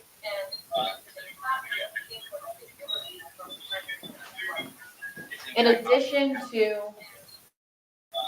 the surveillance from Atlantic Heights, did you recover footage from anywhere else? I think you said Southern Ocean Medical Center? I did. So we were requested to get video from Southern Ocean Medical Center. Security staff not let us hold video footage ourselves, most likely due to HIPAA violations where we might get other patients in there. So we provided them with legal authorization, and they then burned the requested time frame, which was when Mr. Gregor arrived to the hospital with Corey and when Mr. Gregor left the hospital. Do you remember when you obtained that? I believe the video was initially provided on April 5th, but when they gave us the DVDs containing the footage, only one of the 9 DVDs actually had footage on it. The rest of the DVDs just contained hyperlinks to files themselves. Since the videos weren't saved on the actual DVDs, the hyperlinks would not open any files. We contacted them and obtained a second copy of the videos that, I believe, on April 8th. So just to clarify, you provided the hospital with a time frame of significance? We did. Okay. And the hospital chose the surveillance footage? They did. And provided it to you? They did.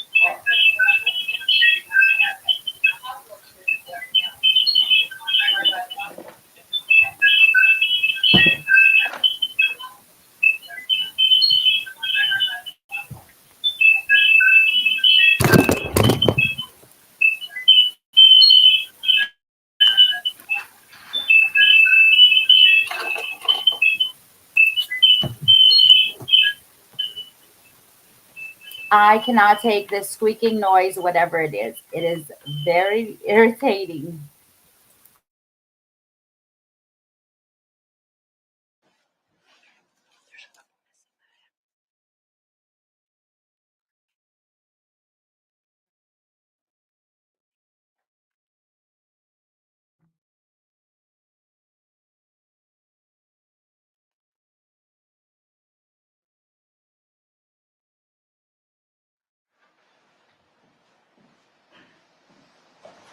I'm showing you what's been marked as S48A, B, C, D, E, F, G, H, I. I think there's 9 of them. Yes.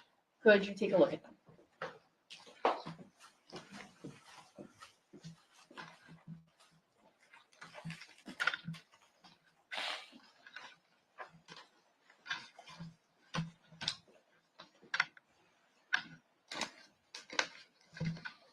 Yes. And do you recognize all of those discs? Yes, they're DVDs that are CDs that contain the provided footage from the hospital. Did you review those before coming to court today? I have. Are they exact copies of what you received from the hospital when you recovered the footage, I guess, the second time when it was correct? They are. Now, with regard to time offset that you described earlier, does that apply to these as well? So these videos were identified, or excuse me, the time on these videos was identified not to be accurate. So it does apply. Were you able to determine the time set with respect to the time offset with respect to any of those videos? I did, specifically exterior camera. What I did in this case is I compared location data recovered from Mr. Gregor's iPhone, which was consistent with him pulling up to the hospital. I compared the timestamp of the location data with the timestamp in the surveillance video and identified the exterior camera was approximately 3 hours and 3 minutes fast. Does that apply to S48A and I? Yes, it does.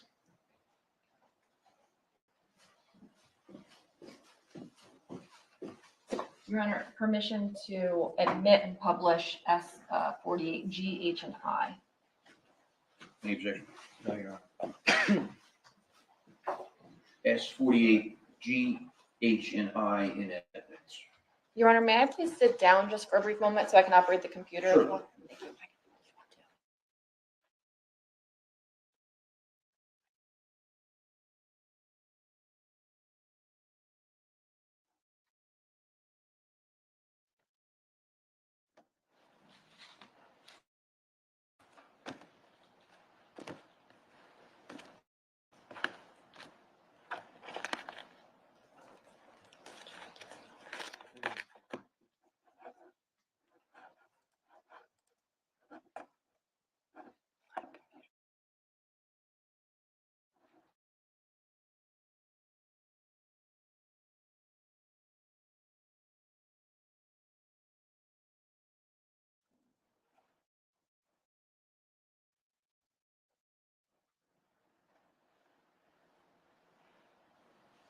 Sergeant, I'm showing you what's been marked as S48G.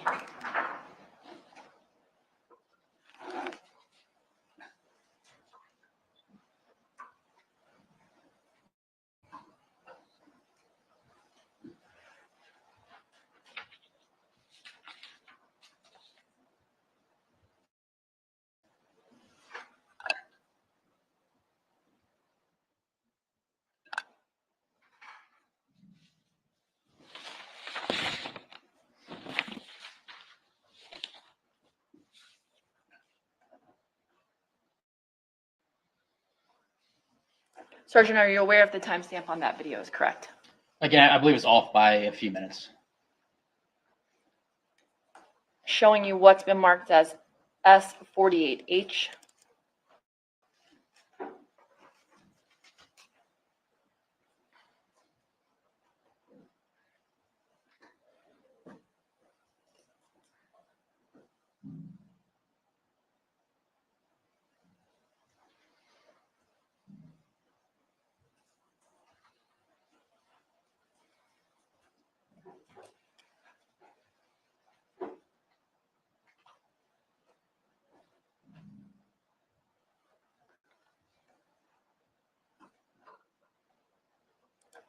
Are you aware if the timestamp on that video is correct? I'm not. And next, showing you S48I.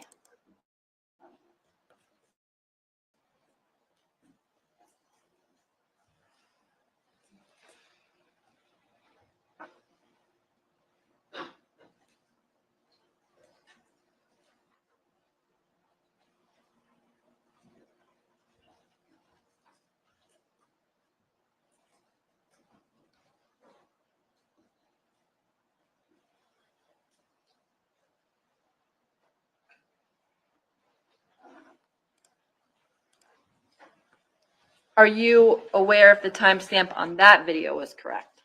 That one's not. That video is going to be 3 hours and 3 minutes fast. In this case, I also had location data from his phone.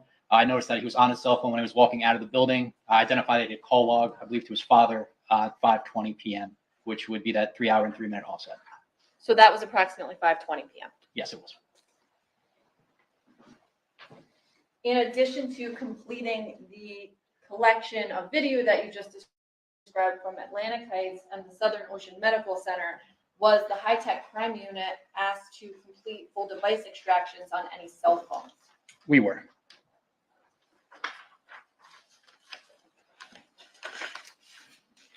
I'm going to show you what's been marked as S124 for identification.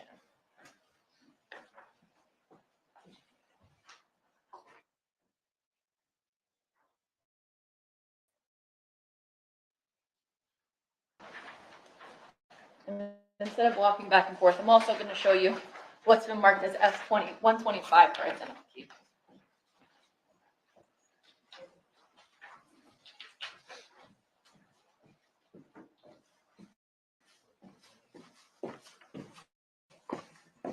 Could you just take a look at those, please?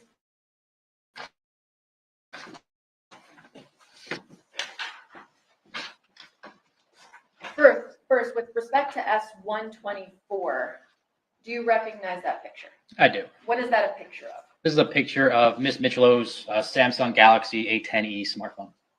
Brianna Mitchell? Brianna Michelow. And do you know if there's a phone number associated with that phone? I do. Top of my head, I'm just going to look at the report that I have here. The phone number of that phone is 732-912-6711. Did the phone depicted in S124 come into the possession of the high-tech crime unit? It did. Do you know when that was? It was April 3rd of 2021. And do you know what the purpose was of taking possession of the phone? To conduct a full device extraction in order to search for any evidence related to the death of Corey Mitchell. And do you know who provided the phone to the high-tech crime unit? I believe the phone was turned over by Detective Joseph Mitchell from the Ocean County Prosecutor's Office. Did anyone in your unit make any efforts to examine the data contained on that device? They did. Okay. And could you explain how that was done? Sure. So the device we got initially, we did what's known as a full file system extraction of the device. This type of device uses what's known as file-based encryption. A full file system extraction is the highest level of extraction possible for this type of device. That extraction was conducted utilizing the UFED4 PC software we had spoken about, and then the extraction was processed within the Celebrate Physical Analyzer software. The full decoded results of the extraction were generated into the Celebrate Reader report, which was provided to the case officers for their review. Were you able to ultimately review and analyze that extraction? I did. And were you able to determine if that actually came from Brianna Mitchell's Samsung Galaxy?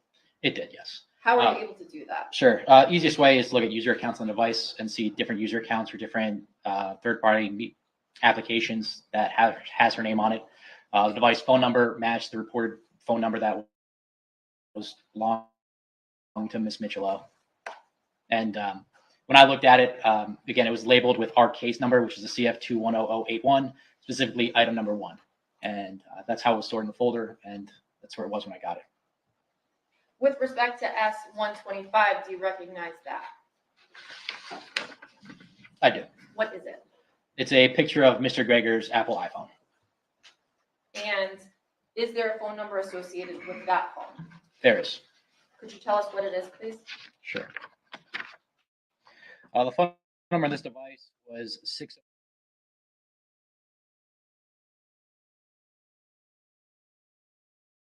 Aware of what model iPhone that is? It's an Apple iPhone 11. And how did that come into the possession of the high-tech crime unit?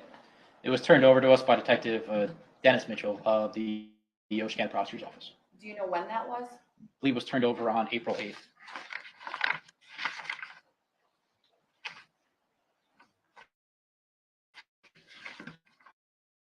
High-tech crime unit taking possession of that phone. Yes. The purpose of this device was, again, to conduct a extraction of the device in order to search for evidence related to the death of Corey Mitchell. Now, did anyone make any efforts to examine the data contained on that device? They did. So initially, when we processed the extraction, we provided the full extraction to the case officers they review. Later on, I took I reviewed the contents of that phone extraction. Do you know how that was done? So in this case, we utilized the tool called Gregor, which could obtain the deeper extraction of an iPhone to get us that full file system extraction. Just like the Samsung phone before, the Apple iPhone 11 utilizes file-based encryption. The full file system extraction is the highest possible extraction to be done on this device that's possible. Once that extraction was conducted, it was processed within the physical analyzer software. And again, those results were generated into a separate reader report. With regard to both phones that you talked about, did you have passcodes for them? We did. And did you ultimately review and analyze the extraction that came from S125? I did. And were you able to determine if the extraction that you reviewed actually came from that phone? I did. How did you do that in that case? In the same manner for different Miss Mitchell's phone. Compared the known phone number that was reported to be his phone number was taken from his person, and user accounts, or his vehicle, I'm not sure, and user accounts associated with him were turned over to us, or identified on the device that was turned over to us. I think that you explained this earlier with regard to how an extraction is divided up in the reader.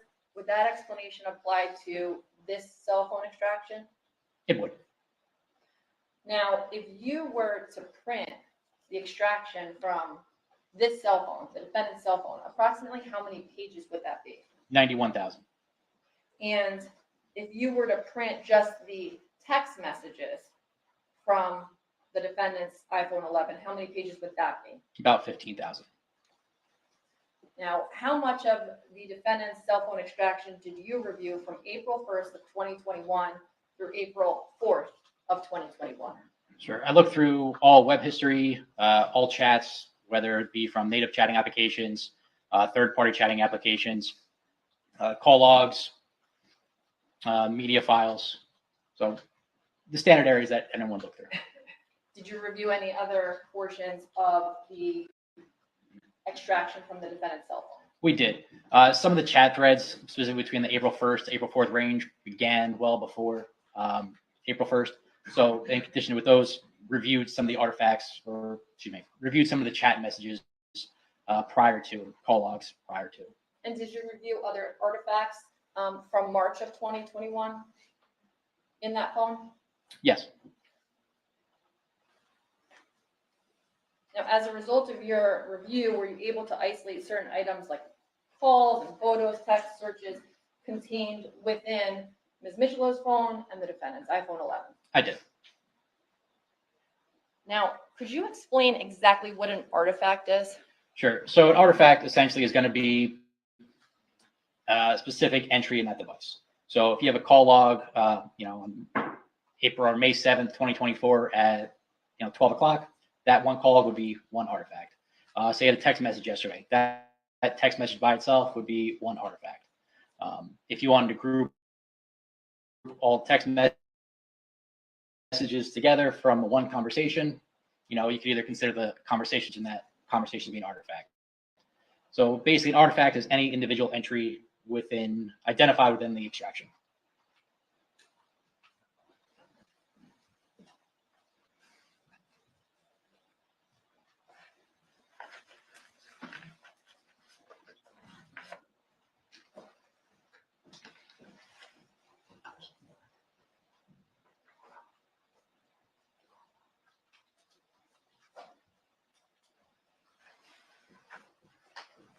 I see council at sidebar before you go further.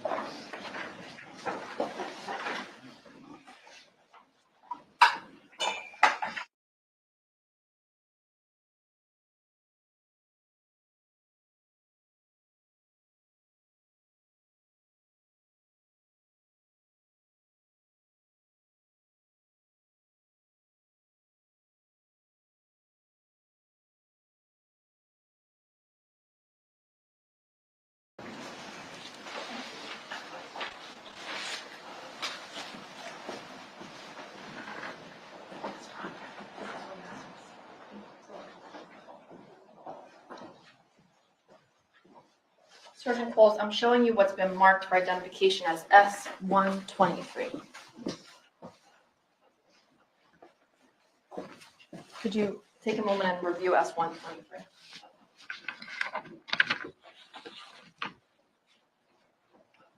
Do you recognize it? I do. Could you explain to us what S123 is? This is an excerpt of call logs taken from Mr. Gregor's Apple iPhone 11. Could you tell us how that was created? Sure. So in this case, this is not the entire call log on the device for this date range. Specific entries were checked and then exported into a PDF report. So those are excerpts of phone calls. That's correct. And what type of information is available from a call log like S123? Sure. You'll see whether the call was incoming or outgoing, the party the call was connected to, the date and time of that call, the duration of the call, and the status of that call as well. Do you know where those call log excerpts came from on S123? From the actual file system of the phone itself, or Whose phone? Mr. Gregor's. And sure, from the file system itself. Sure. So the directory would read as private/var, VAR/mobile /library/call history DB. And then inside of that, you have a file called the call history.storedata, which stores the call logs on an Apple iPhone. Is there a date and time range indicated on S123? Sure. The first entry on here is 1st, 2021 at 4:36 p.m. And the last entry on here is April 2nd at 5:25 p.m. And with regard to S123, were you able to determine who they belong to? I believe so, yes. Do the phone calls listed on S123 accurately depict the information that you got in the call log on those selected phone calls? They do. Your Honor, permission to admit S123 into evidence and have the witness describe it to the jury. No objection. S123 in evidence. Could you take us the call log and go selected call by selected call through S123, including who the caller is, who the receiver is, date, time, duration, everything that you described? Sure. The first call on here was from the number 1-201-317-0741. Identified to belong to Mark Wyatrowski from DCPMP. That call was on April 1st, 2021, at 4:36:10 p.m. Again, that was an incoming call. The call lasted for 3 minutes and 44 seconds. When you say incoming call, what do you mean? It was a received call on device. It was not an out. If an outgoing call would be me calling you, an incoming call would be you calling me, Okay. assuming we're working with my phone. And you just said the time. Are you familiar with the term UTC? I am. Could you please tell us what UTC is? So UTC is going to refer to Universal Coordinated Time. Essentially, UTC is going to be meridian. In Europe, which is going to be 0 UTC. All other time zones are based off of that time zone. Eastern Standard Time is 5 hours behind UTC. When we spring forward during daylight savings time, we spring forward, so -5 + 1 would be -4. So therefore, during Eastern Daylight Time, we are 4 hours behind UTC. All right. So if it is 12:07 p.m. now, what would that be in UTC? 4:07. And the times that you're giving are automatically adjusted to our time zone. That's correct. So when you're dealing with the phone extraction itself, majority of the time in the databases, the date and times are going to be stored in UTC. The Celebrate software is converting it to our time, since that was the identified time zone on Mr. Gregor's phone. And you can change it to different time zones, depending on what needs or what you need for your investigation or analysis. What happens if that phone goes into other time zones? So those time zones, again, every time is in UTC. So it'd be automatically converted to show us in our time zone. So if a time happened at a different time, it would just be an hour. If we went west, it'd be an hour slower on ours. Could you please continue with S123? Sure. The second entry is going to be another call log from Mark from DC and PMP, 120. This is another incoming call on April 1st, 2021 at 5:26:49 p.m. Eastern Daylight Time. And from now on, all these will be in Eastern Daylight Time. It's easier to say. The call lasted for 1 minute and 53 seconds. Please continue. The third entry is another call log from Mark from DC PMP, 201-317-0741. This call was on April 1st, 2021 at 7:24:48 p.m. And that call lasted for 1 minute and 27 seconds. Was that incoming or outgoing? That was an incoming call. Please continue. Next call was an outgoing call to Brianna Michello, 732. Call went out on April 1st, 2021 at 7:27:05 p.m. And that call lasted for 37 seconds. Please continue. The next call is another outgoing call to Miss Michello.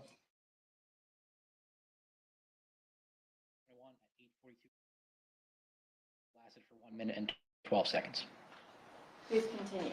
Just real quick, do you want me to read the entire phone number with the name, or if we have a name associated, would it be easier just to read the name? I would ask that after you've already testified to who the phone number is associated with, you could please recite the name as it's saved in the contact in the phone. Sure. No objections to that, Judge. That's fine, please do that. And if there's no contact saved in the phone, do you want to just read the phone number, or if we know who it belongs to, just to say the contact? You can read the phone number and who it belongs to, please, in that instance. Sure. Okay. The next call on this entry is another outgoing call to Brianna Michello, or Brianna M. The phone call is on April 1st, 2021 at 8:42:02 p.m. And this call lasts for 1 minute and 12 seconds. Please continue. Next outgoing call is to the number 732. I belong to the Neptune Police Non-Emergency Line. That call was sent at April 1st, 2021 at 8:43:45 p.m.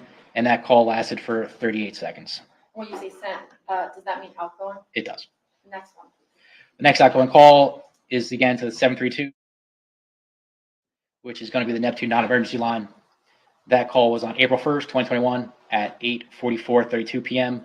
That call lasted for 5 minutes and 36 seconds. Please continue. The next outgoing call was to the number 7.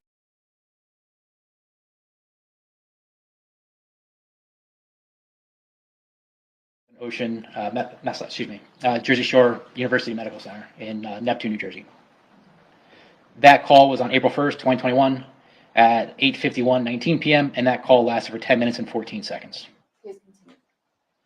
There's another outgoing call to the 732, which is again the Neptune Non-Emergency Line. That call took place on April 1st, 2021 at 9:11:43 p.m. That call lasted for 12 minutes and 35 seconds. Please continue.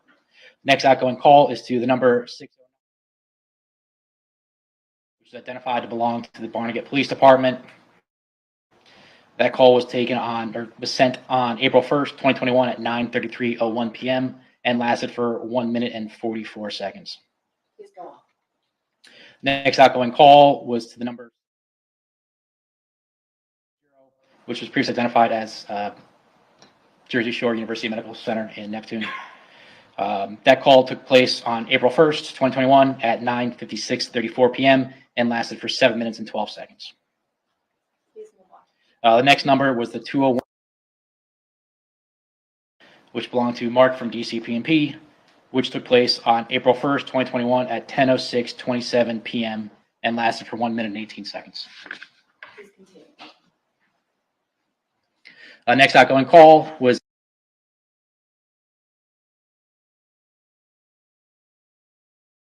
April 1st at 10:51, 10 p.m. I believe that number was associated with the Stafford Police Department, and that call lasts for 6 minutes and 8 seconds. Please continue. Next outgoing call is the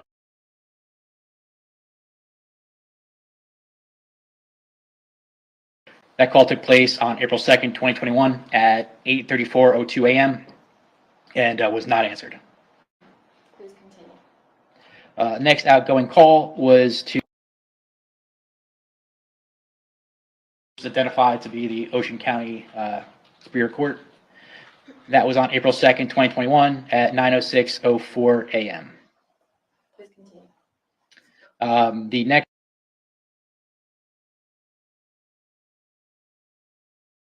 this is associated with Hackensack Meridian medical records, and that was on April 2nd, 2021 at 9:55:04 a.m. and lasted for 1 minute and 39 seconds. Please continue. The next number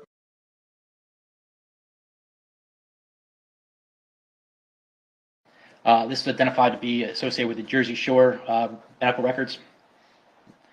This call took place on April 2nd, 2021 at 10:00:54 a.m. and lasted for 25 seconds. Excuse me, 1 minute and 19 seconds. Please continue. Next outgoing call that was identified as the local DC P&P affiliate for Ocean County in Toms River. That call took place on April 2nd, 2021 at 10:00:54 a.m. and lasted for 25 seconds. I think, did I read the 10:00:54 twice? The previous call log for the My Chart was 9:56:55 a.m. if I misspoke with that. Okay. And just to stop you there, when you say, I'm sorry, 9:56:04. The 9:56:55 was for the Monmouth, Jersey Shore My Records, and then the DC was 10:00. When you give the 10, are you referring to the hour? Yes, And then the next two are the minutes? that's correct. And then are the next two the seconds? Yes. Okay. Yes. Okay. It goes hours, minutes, seconds. Okay, I was just checking. Sure. Could you please continue? The next number was called.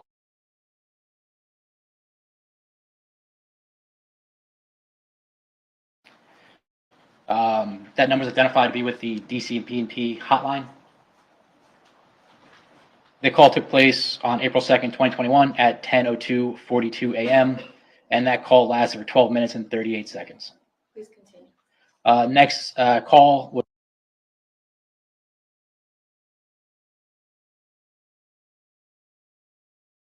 the contact mom in Mr. Gregor's device. That call took place on April 2nd, 2021 at 3:10:05 p.m. and lasted for 13 minutes and 10 seconds. Please continue. The next call was an outgoing call to 2021 at 3:25:11 p.m. and the call was not answered. Please continue. The next call was an incoming call from the number below. That call came in on April 2nd, 2021 at 3:25:40 p.m. and lasted for 1 minute and 8 seconds. Please continue. The next call was an outgoing call to the phone number was identified with a Marcy Brogna, who was an associate of Mr. Gregor. The call took place on April 2nd, 2021 at 4:36 p.m. and was not answered. How were you able to identify that that was Ms. Brogna?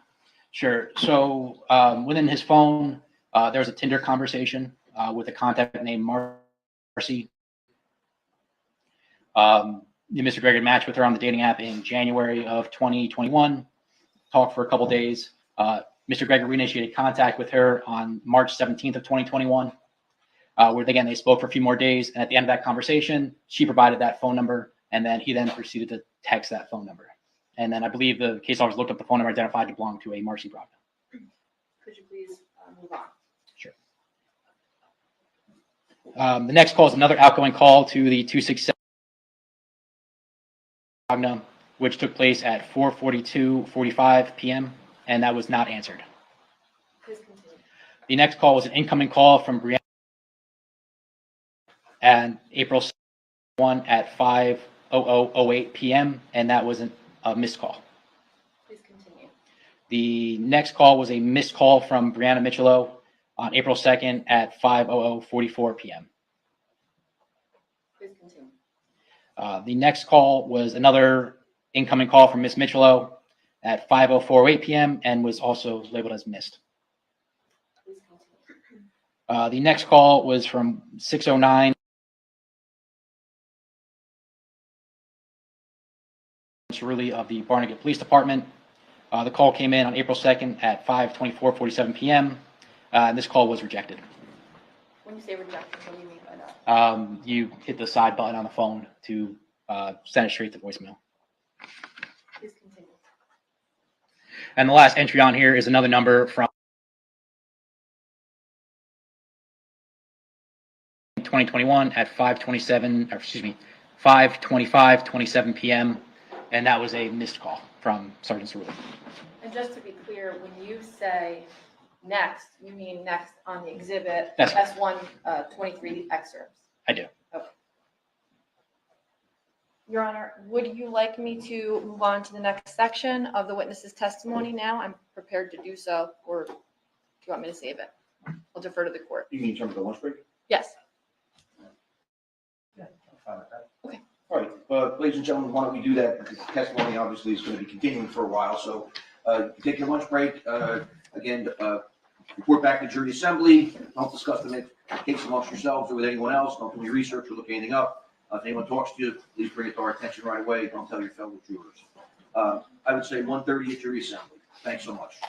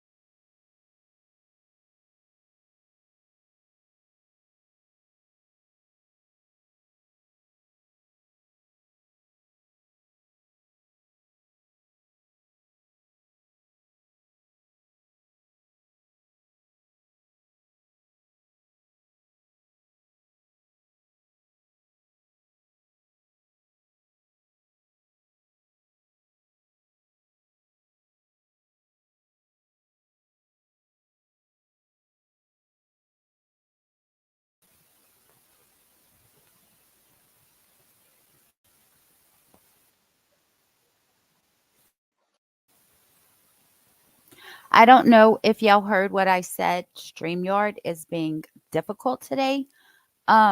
This is part 2. The one we just watched was part 1. This is part 2, and it began with lunch. So I had to go through lunch to find when it started. So that's what the issue was. So here's part 2, guys. And we have 2 hours left. You want them to go right in, Your Honor, if they want? So, yeah. If you need a few moments in the jury room, you can do that, otherwise, you can just tell us, it's fine.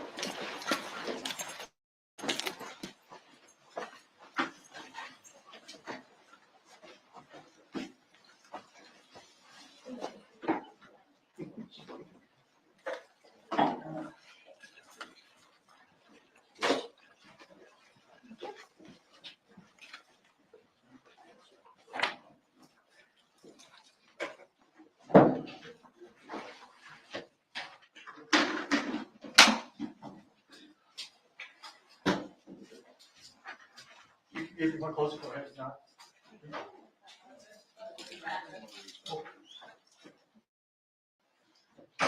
Have a seat, jury room doors closed.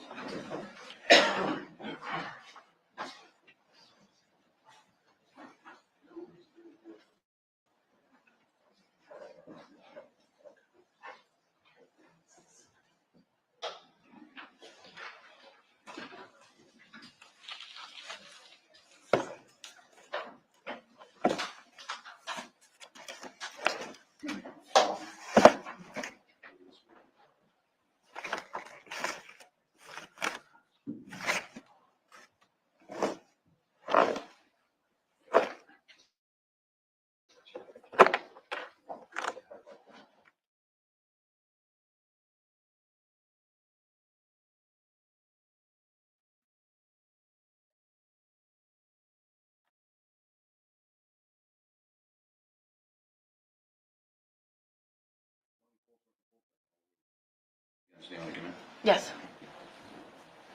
Michael. Sergeant Cole?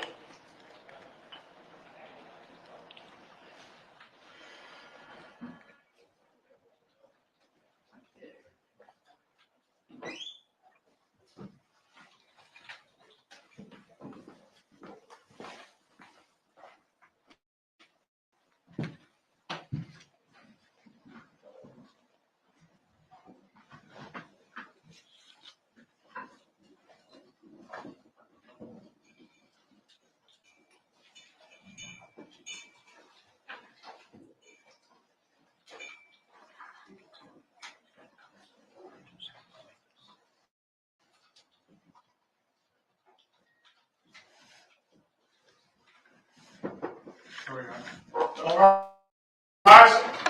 1:44 p.m.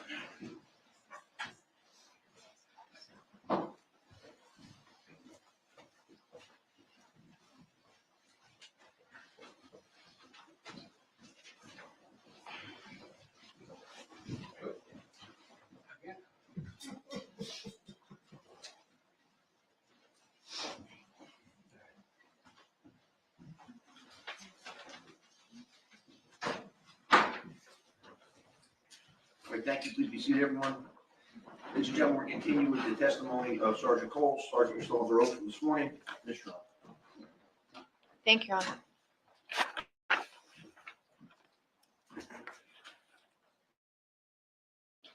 Sergeant Coles, in addition to the calls that you testified about, did you review certain emails from the defendant's phone? I did. That's the iPhone 11. That's correct.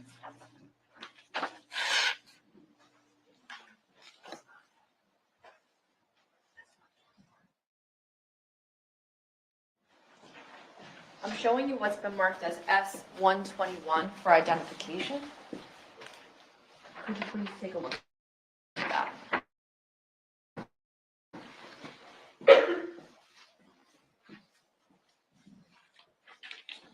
Recognize S121 and what it is. S121 is a PDF report of 2 emails that were exported from Mr. Gregor's iPhone. How do you know that? I've seen these emails on the phone before.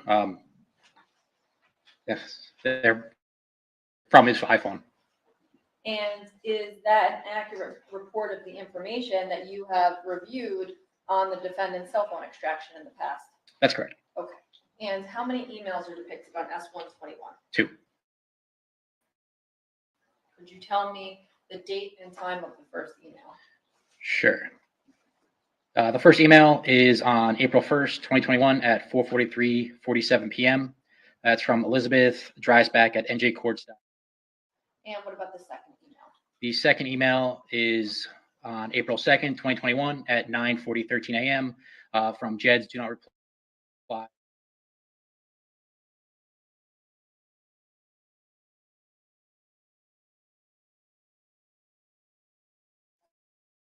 S-121 into evidence. Judiciary electronic document system.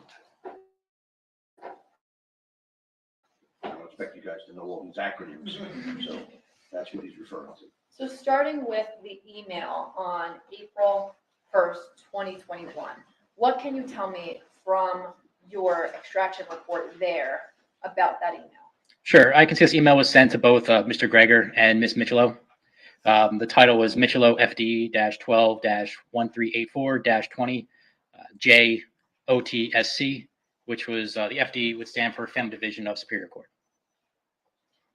Okay, and do you know if that email was read or not? The email was read. Do you know if there was an attachment to the email? There was. And do you know what the email was in regard to? Filing within family court. Okay. And on April 1st, 2021, it was an email received by the defendant and Ms. Michelot? That's correct. Okay. And that would have been, could you please detail what is described on S-121 about the email? Sure. The preview in the analyzer gives you a snippet of what the body of the email stated. In this case, it says, "Hello, please see attached the court's order to show cause in the above matter. Please confirm receipt of this email and the attached order. Have a good weekend. Elizabeth Dreisbach, Law Clerk to the Honorable Patrick Bradshaw, JSC, Superior Court of New Jersey, Middlesex, Vinciage, 56 Patterson Street, New Brunswick, New Jersey, 08903, phone number 732-645-4300, extension 88263, from Elizabeth Dreisbach, elizabeth.dreisbach at njcourts.gov, sent Thursday, April 1st, 2021 at 4:21 p.m. Now, with regard to the other email, could you describe that listed on S-121? Sure. Again, the snippet states, Superior Court of New Jersey, Ocean County. The following was filed by Christopher Gregor on April 2nd, 2021 at 9:13 a.m. Case caption, not available case number, not available docket text, complaint with order to show cause, emergent, submitted by Christopher Gregor, JEDS EF-641207. Transaction ID not available.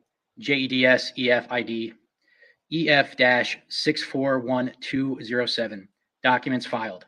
Document type, document description, file name, FD complaint 11523 underscore 0 OTSC underscore EMERG underscore APP underscore OS C under -3.pdf. Thank you. Can I just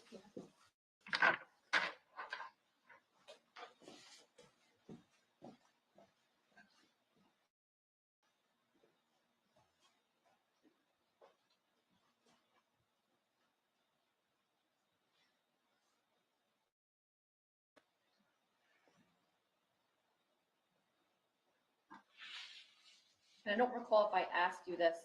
You told me with regard to the email from April 1st, 2021, when it was sent. Did you tell me when it was read? I don't believe I did. I'm showing you the exhibit again. If you need it, S-121.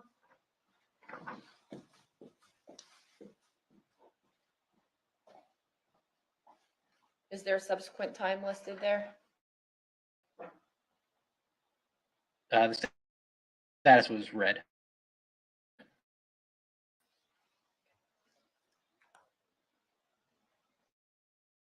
Is there a subsequent time listed with regard to that email?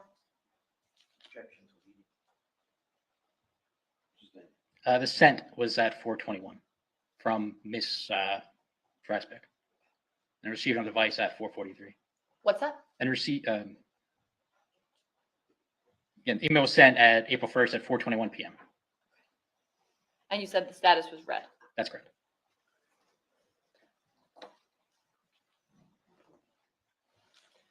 Now, were you able to isolate any text messages on Ms. Michelow's Samsung Galaxy cell phone? I was.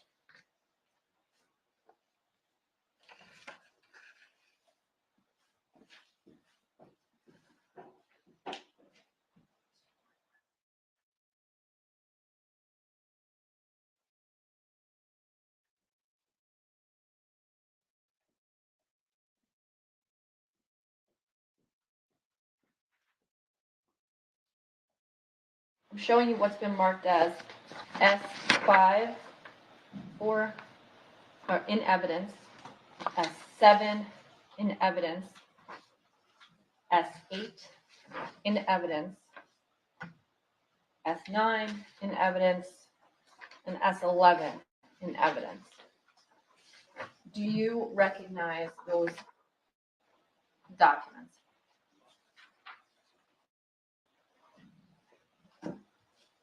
I do. Could you tell us what they are? They are excerpts of the SMS conversation or text message conversation between Mr. Gregor and Miss Michelow from Miss Michelow's Samsung phone. Okay. And have you seen all of those exhibits in the past? I have. And do they accurately depict the text messages that you extracted from Ms. Michelow's cell phone when you performed the extraction and reviewed the analysis? That's correct.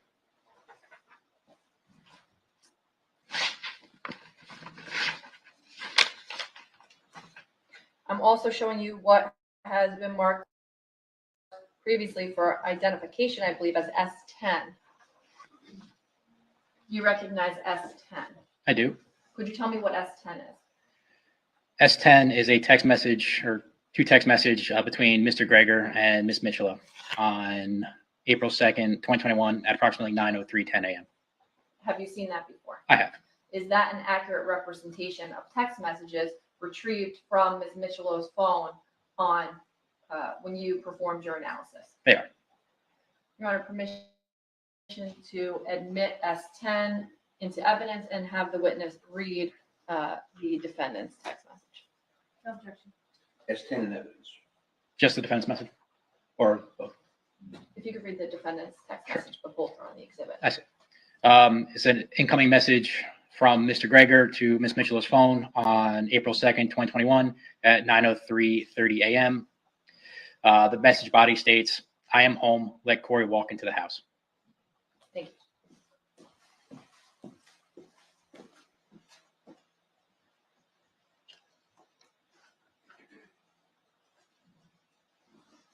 Now, in addition to messages you isolated in Ms. Michelow's cell phone, were you able to isolate certain messages in the defendant's iPhone 11? I was. And were those from different time periods throughout April 1st and April 2nd, 2021? They were.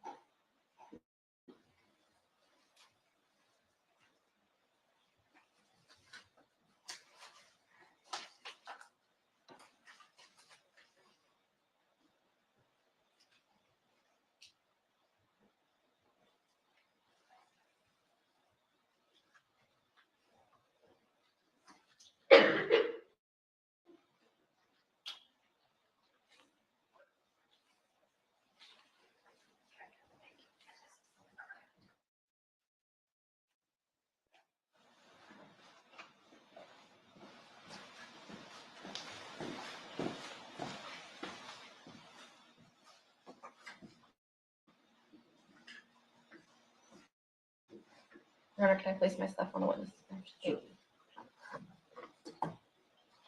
Showing you what's been marked as S-136, S-137, S-138, S-139, and S-140. Those exhibits. I do. And generally, could you tell me what they are? I can. What are they? So S-136 is going to be a text message between Mark from DCP&P and Mr. Gregor's iPhone. This is an outgoing text to Mark at April 1st, 2021 at 5:17:49 p.m. The body of the message states, I'm just going to stop you there for 1 second. Are all of these text messages in the exhibits that I showed you? they are. Okay, where are they from? They're from the SMS database on Mr. Gregor's iPhone. Okay, and do they appear in the same condition as when you reviewed those text messages in the extraction? They do.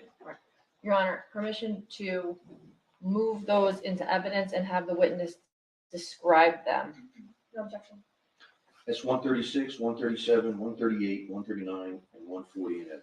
And Your Honor, I don't think that it applies to this bunch, but consistent with Your Honor's ruling and counsel's consent, the witness, I would ask.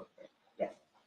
So, ladies and gentlemen, the statements that are being made to the defendant from another party are hearsay, but as I indicated to you previously, it's often difficult to judge the defendant's response if you don't know what the other party's saying. So I'm permitting those to be read to you. You can't consider those for the truth of the matter. You can only consider those in the context of how the defendant is responding or interacting with the individual from DCP.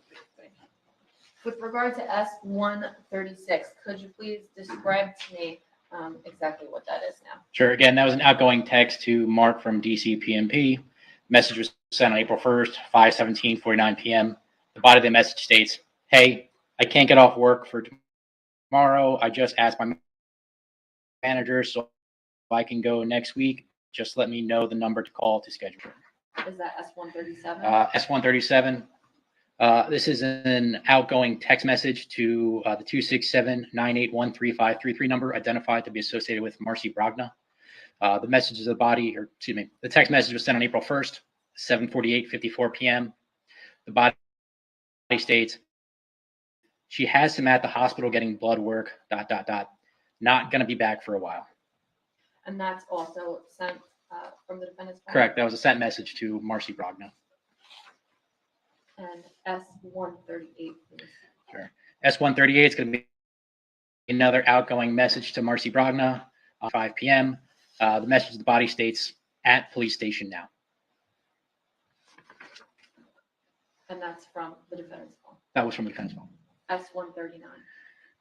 S-139 is another outgoing text message. This text message was sent to the number 516-617-3053, associated with the contact identified as Laura. This message was sent out on April 1st, 2021 at 9:35:27 p.m. The message of the body states, 2 hours late, she's not responding. S-140, please. Sure. S-140 is an outgoing text message to the contact identified as Amy, associated with the number 732. This message was sent on April 1st, 2021 at 10:17:20 p.m. The message body states, "Hey, so I'm going to take off work tomorrow because Corey's mom decided not to bring back from visitation, and I'm going to have to go to court tomorrow morning. Since Natalie isn't working, and who do I reach out to?" Thank you.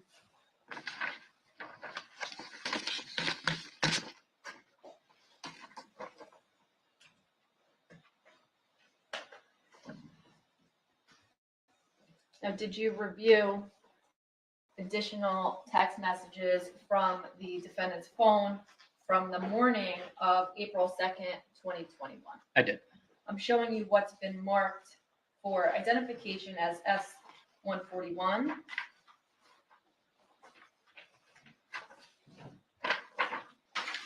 (142),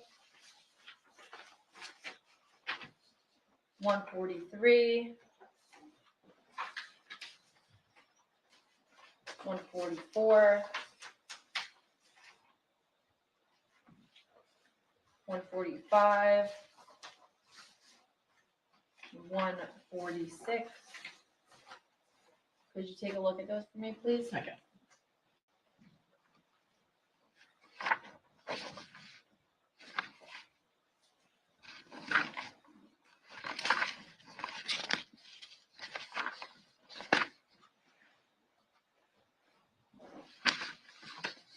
Do you recognize them? I do.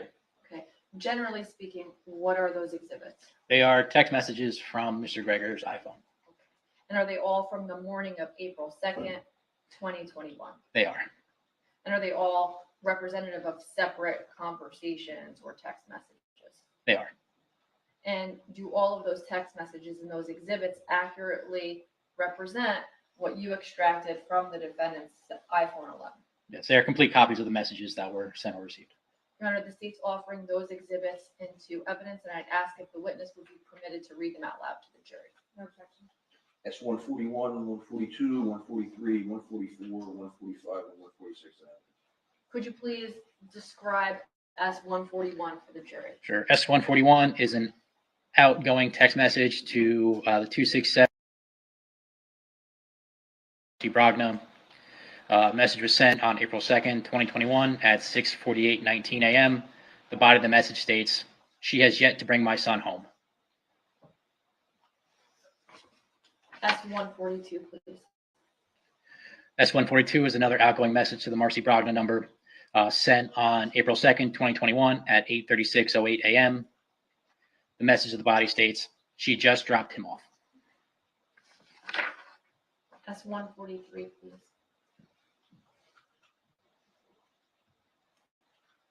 S-143 consists of two text messages from the number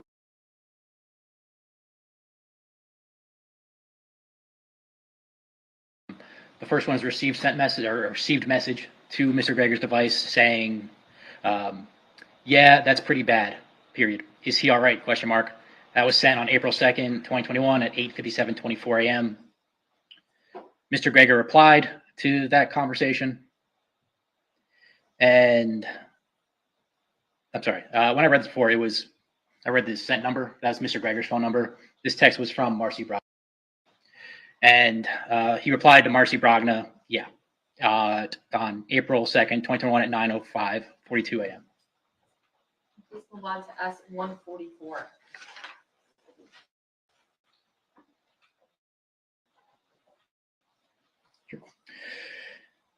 S-144 is an outgoing text message to Mark DCP&P.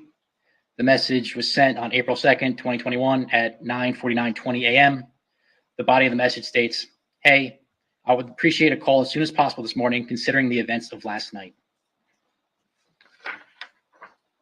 S-145, please. Sure. S-145 is an outgoing text message to the contact identified as Amy with the phone number 732. Was sent on April 2nd, 2021 at 9:53:25 a.m. The body of the message states, "He's home, but I still apply for an emergent application to remove any visitation moving forward." And is there more to that conversation? There it is. It's just directed to Mr. Rizzo. Sure. Right from that text message states, "Good." It's from Amy at April 2nd, 2021 at 9:54:06 a.m. Body of the message states, "Good. Did she say why she kept him?"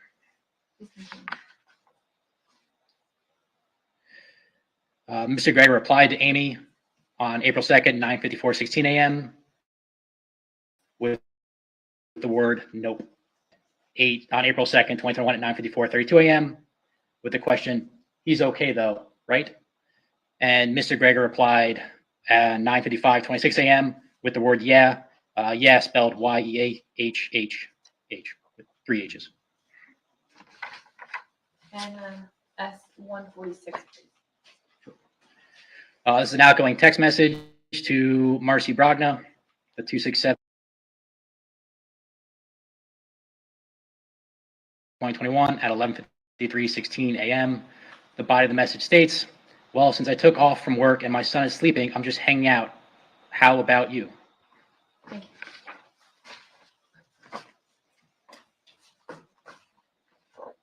in addition to those messages, did you review messages on the defendant's phone from the afternoon into the evening of April 2nd, 2021? I did. I'm showing you what's been marked for identification as S147, S148, S149,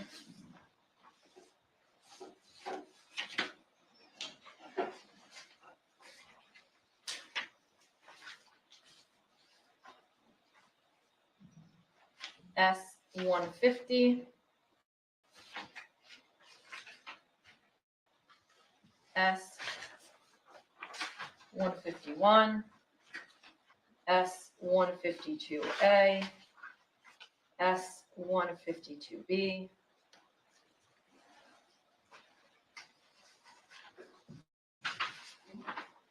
I just want to correct the marking if you could give me a second.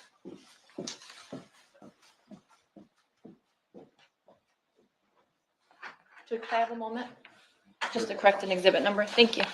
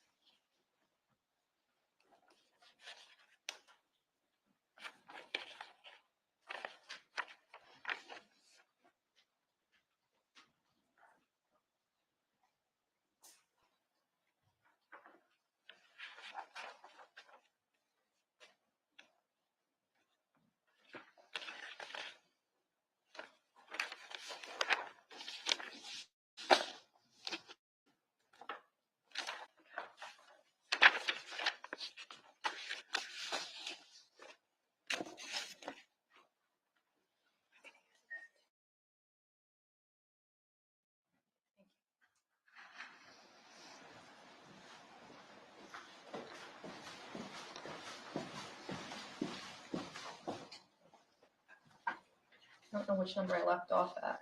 152A and B. Thank you, Judge.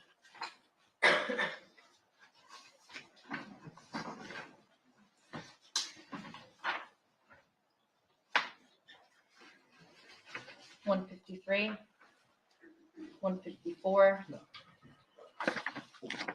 157, 158, and 159. Could you take a look at those and please tell me if you recognize them?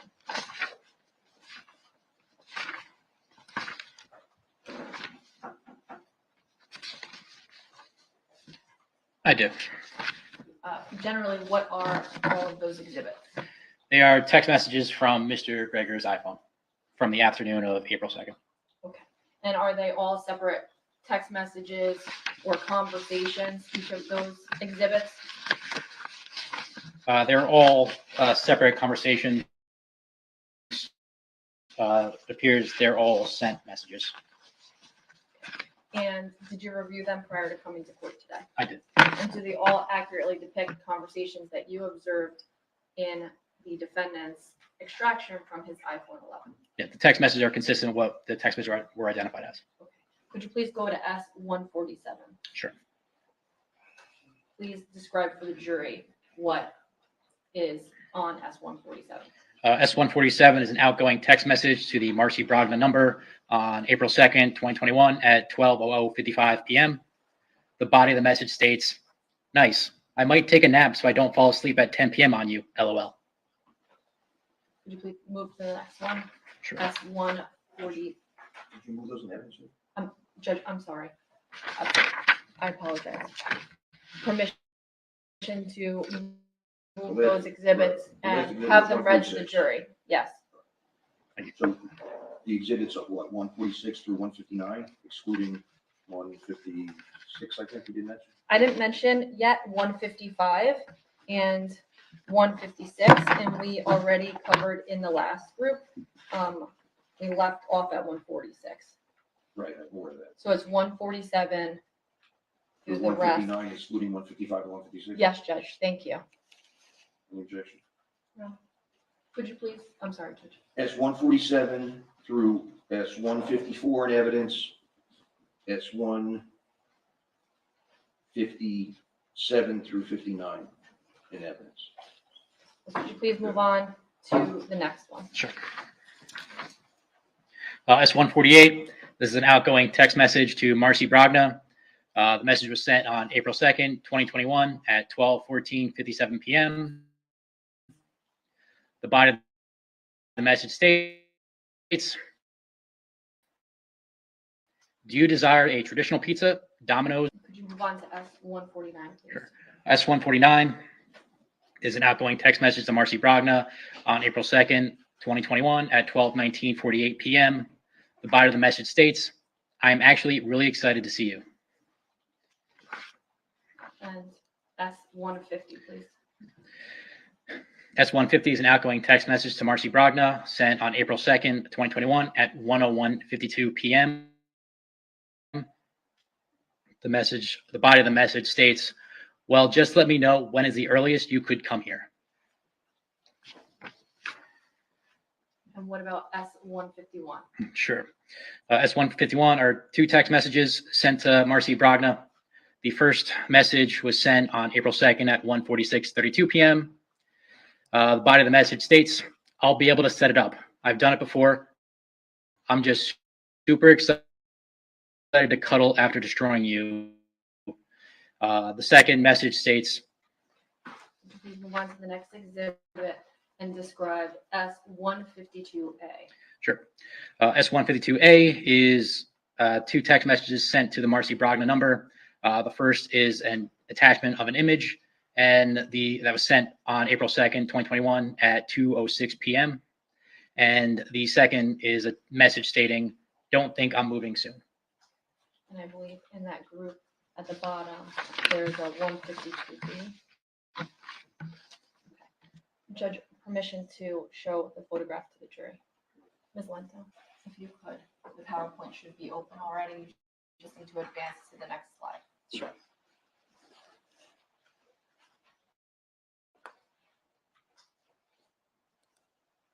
Could you please tell the jury what S152B is? It's a picture that was taken from Mr. Gregor's cell phone depicting him on the couch with Corey, who appears to be sleeping. Is that the photograph that was sent to Ms. Brogna? It was. Okay, what time was that photograph sent? That photograph was sent on April 2nd, 2021 at 2:06 p.m. Thank you. Could you please move on to S153?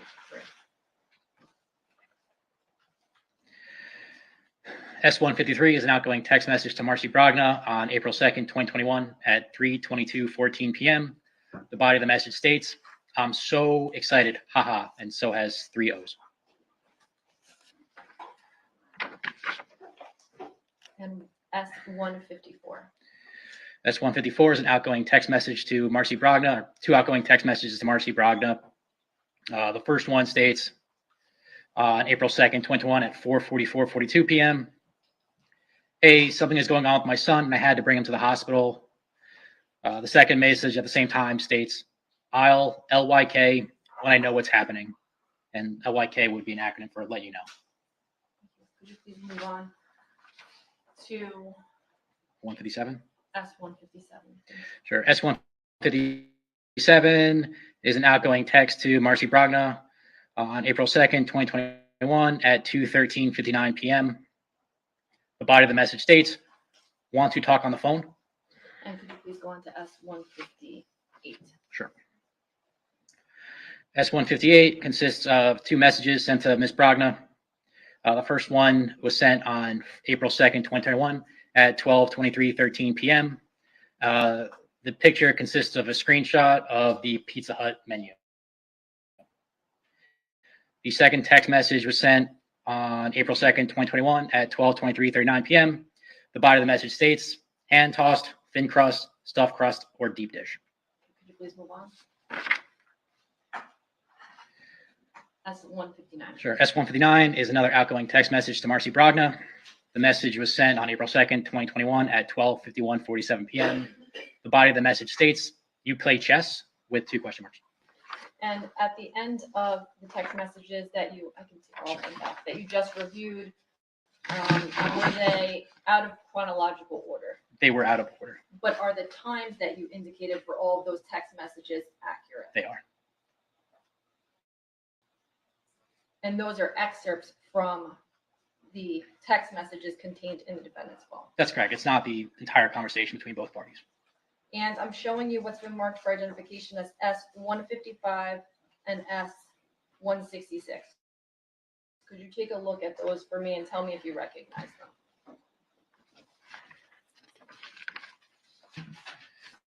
I can. Could you briefly tell me how you recognize those? They are sent text messages from Mr. Gregor's iPhone. And have you looked at them before? I have.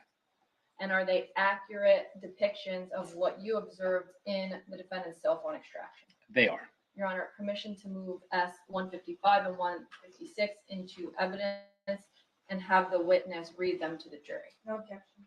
That's 155 and 166 in evidence. 56? Sure. 156? 156, I think I misspoke, Your Honor. 155 and 156. No, you said 166 twice, I thought. So it's 155 and 156? Correct.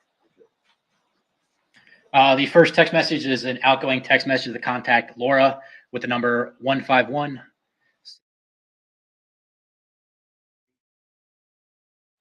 The message was sent on April 4th, 2021 at 9:38:05 a.m. The body of the message states, on my way, with an exclamation mark at the end. And that was S155. That was S155. Okay. Could you please describe S156? Sure. S156 is another outgoing text message to the contact Laura we just mentioned. This message was sent on April 4th, 2021 at 11:17:14 a.m. The body of the message states, I'm here. Here is spelled H-E-R-E-E-E. Thank you. All right, so correct. The numbers 156 is in evidence, 166 has not been used yet. Correct. Thank you.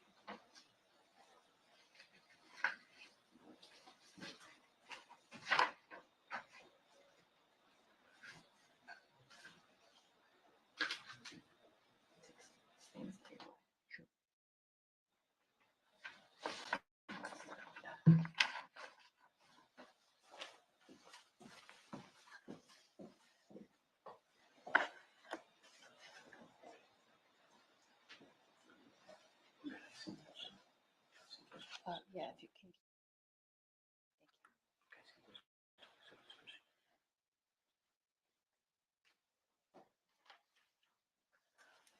So when you reviewed the text messages in the defendant's iPhone 11, do they go back prior to April of 2021? They do. Do they go back to the beginning of the year? They go back well beyond the beginning of the year. What's that? They go well beyond the beginning of the year. Well before, I guess is a better word. And did you look through the defendant's contacts? I did. Did you see a contact labeled mom? I did. Okay.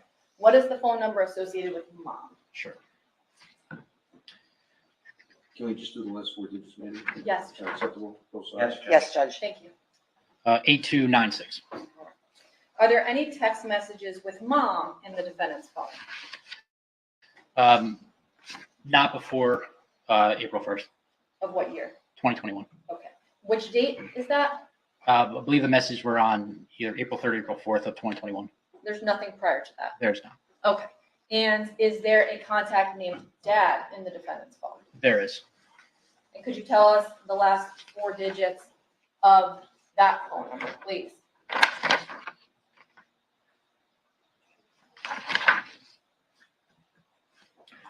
Off of this, I can't recall the 4 numbers, but I cannot recall Dad's phone number. Okay.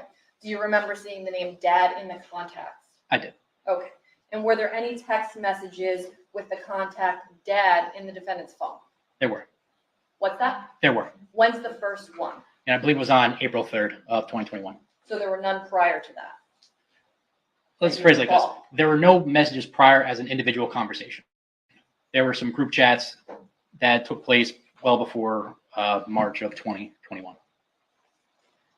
Now, after reviewing the text log, were you able to review searches performed on the defendant's iPhone 11? I was. And were you able to isolate certain searches? I was.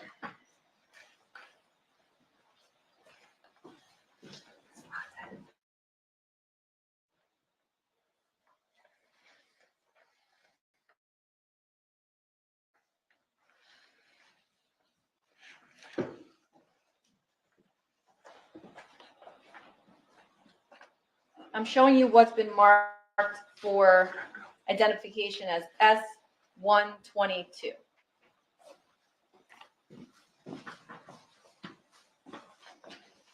Could you take a look at S122?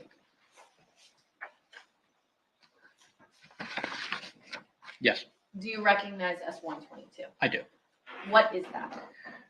They're identified as either searched items or web history from Mr. Gregor's iPhone's Safari web browser. And is that all of the search history from the defendant's iPhone 11 or excerpts from the defendant's search history? It's an excerpt of the searches from the date and time, or Okay. the time range. How did those items get into S122 like that? Like this. In this case, we did what's called a tagging within the Celebrate Reader software. We tagged the individual entries. We went to the tags portion and then exported out all the tags in reference to his search items and web history. And are the items that are depicted on S122 accurate representations of what you reviewed as part of the defendant's search history in his iPhone 11? They are. Your Honor, permission to move S122 into evidence and have the witness read from it to the jury. No objection. S-122 evidence. Now, is S122 in chronological order or reverse chronological order? Reverse chronological. The most recent is the highest on the entries. Could you please start from the earliest date in S122 and describe for the jury the information that's there? Sure. So the first hit in the Safari web browser on this was a search conducted on March 25th, 2021 at 9:36:31 p.m. The body of the search states, "Will red marks turn into bruises?"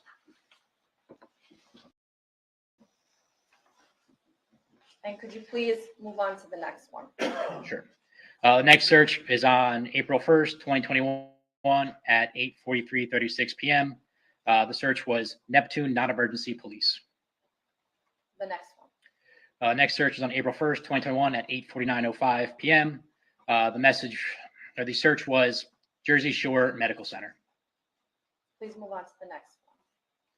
The next one is a web history on April 2nd, 2021 at 3:08:37 p.m.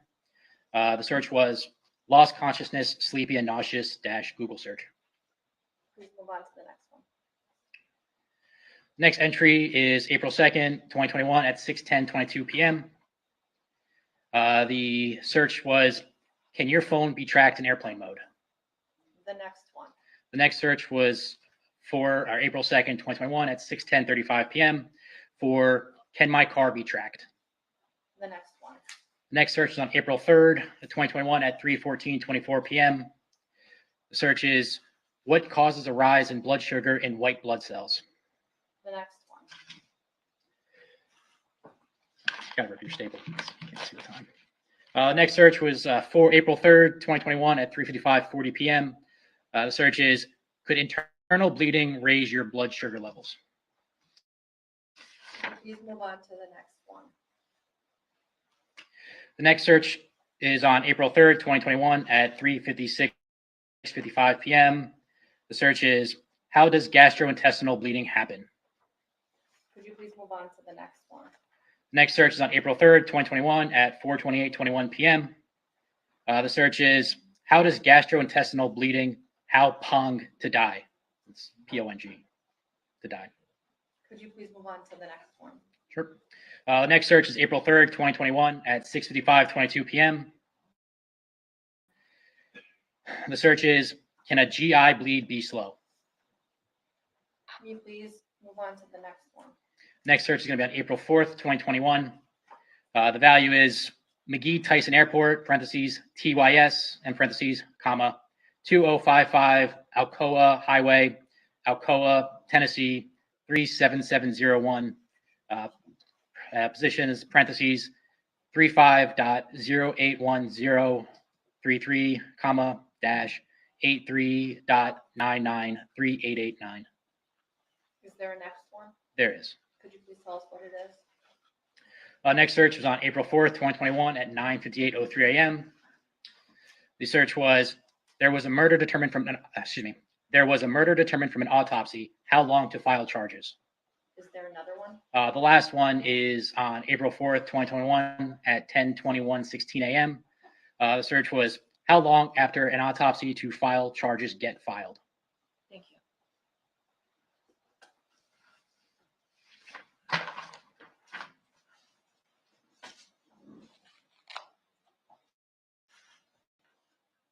Now, in addition to the text, calls, emails, searches, the things you saw on Ms. Michelow's phone, were you asked to analyze other data and render any opinions? I was. I'd like to go through those with you now. How many tasks were asked of you? Sure. They proposed 7 questions to me. They want to know more details about Okay, when you say they. the state and the case officer. And did you analyze all 7 of those tasks and render opinions? I did. Could you please describe to me what the first task was and what you did? Sure. The thing they proposed to me was to identify if conversations between Christopher Gregor and Brianna Michelow were deleted from Christopher Gregor's iPhone. If messages were deleted, please identify when they were deleted. What did you do with regard to that? So essentially, I opened up Ms. Michelow's phone extraction, and I opened up Mr. Gregor's phone extraction. On Mr. Gregor's phone extraction, there were 0 text messages with Ms. Michelow. On Ms. Michelow's phone extraction, there were 3,466 text messages saved with a conversation with Mr. Gregor. That was the first indicator that something was deleted from Mr. Gregor's phone. I looked at the message retention settings within Mr. Gregor's iPhone and saw the value for message retention duration on his phone was set to forever, as in messages would not be deleted unless a user did it themselves. In order to kind of really dig in to make sure they were received on this device, I opened up the sms.db. That's going to be the text message database for Mr. Gregor's iPhone. And to give you an idea of what a database is or what it looks like, the best way I can describe it is to compare it to a Microsoft Excel spreadsheet. The Excel spreadsheet is going to have multiple rows and columns. On Excel, you can have different pages, and essentially inside the database, there's going to be different tables. These tables cross-reference with what's known as the primary key, where you can search additional data from different tables by referencing the primary key ID of an entry. Databases will generally run sequentially, as in they'll go 1, 2, 9, 10. If there's gaps in the sequence, it's indicative that content is no longer present on the device. Whether that means it was automated or automatically deleted by the phone itself, or if a user might have gone in and deleted the entry. So in this case, what I did is I opened up just 6 random messages from Ms. Gregor's phone that were sent to Mr. Gregor's phone. I compared the native timestamp of when those messages were sent from her phone and I corresponded that with the text message database on Mr. Gregor's phone. And during that, I identified a sequence gap of approximately 7 messages, which would be consistent with entries that would have been there from Ms. Michelot's phone. I repeat that again, taking a random message, searching Mr. Gregor's iPhone's text message database, and identified that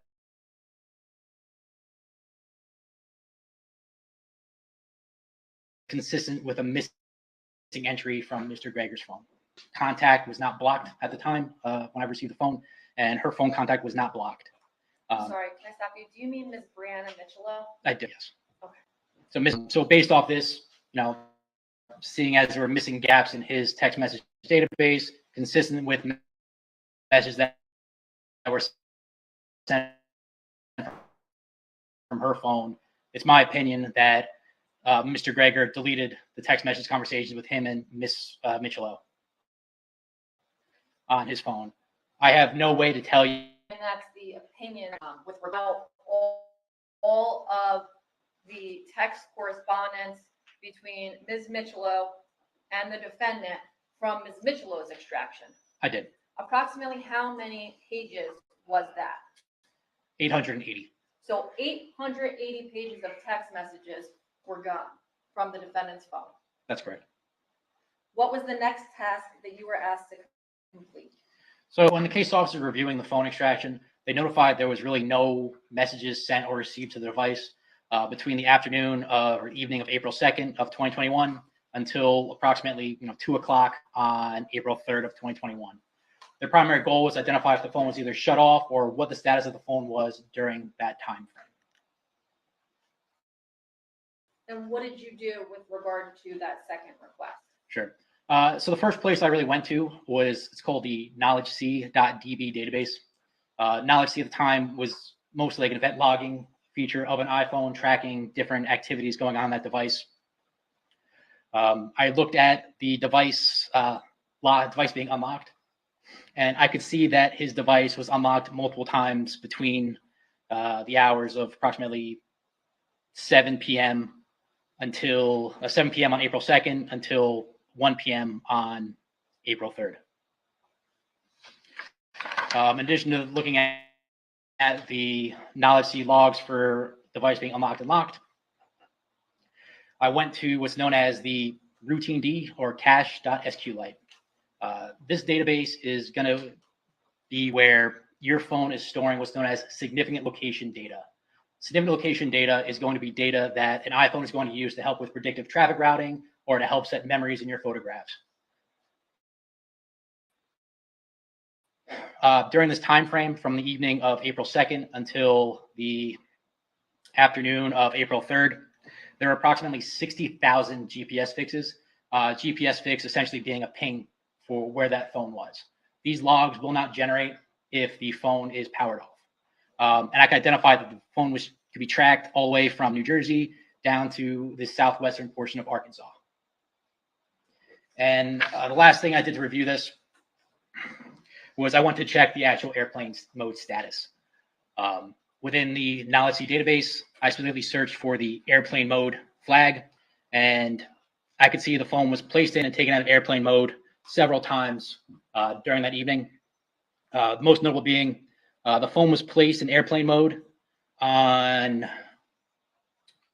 April 2nd at 6:38 p.m. and it was not taken out of airplane mode until 2:13 p.m. on April 3rd.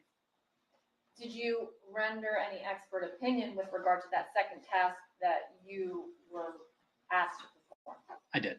What is that? So based off the device being unlocked, these GPS in airplane mode, it means the device was powered on being utilized. However, no messages were sent or received due to the device being in airplane mode.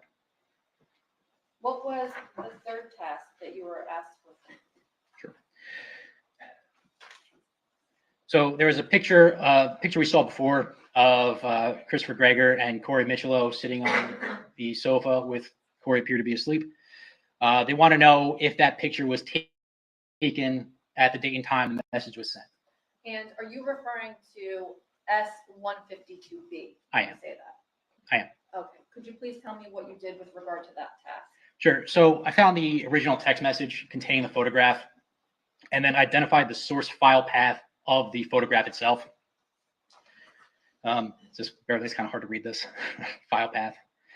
The file path is going to be private/var/library/attachments/9A/99222B42-70A5-42909-5524-3 underscore 6F47F270-8840-06DFF770F39.HEIC.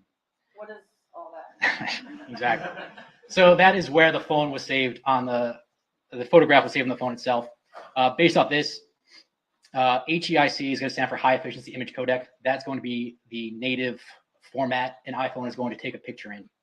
The fact that this picture was in this directory will be indicative that the picture wasn't taken through the camera application. Rather, he had the text message open and took the picture natively, or excuse me, he took the picture through the text message application.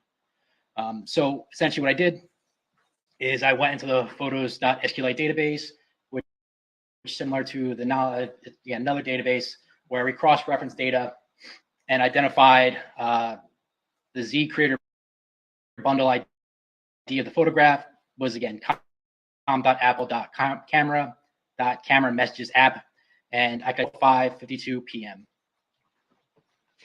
So with regard to the third task, your opinion would be that the picture was taken on that date and at that time. That's correct. Could you please move on to the fourth task?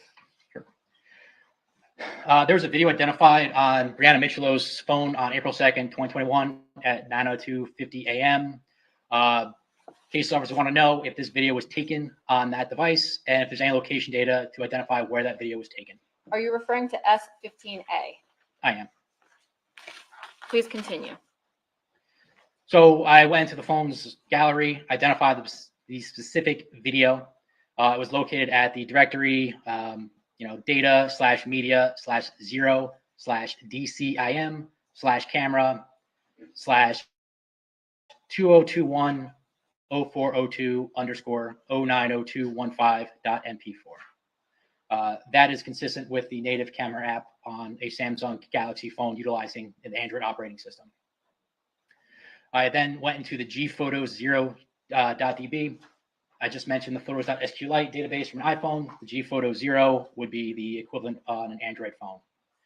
I identified that the capture timestamp of that picture was taken at 9:02:50 a.m. This would be an instance where the time is actually in Eastern time.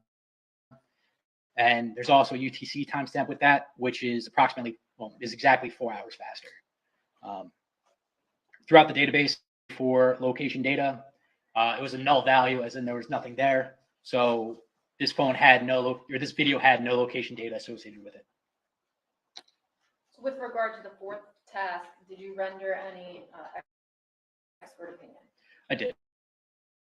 The video was taken at the date and time it was reported to be at 9:02:50 a.m.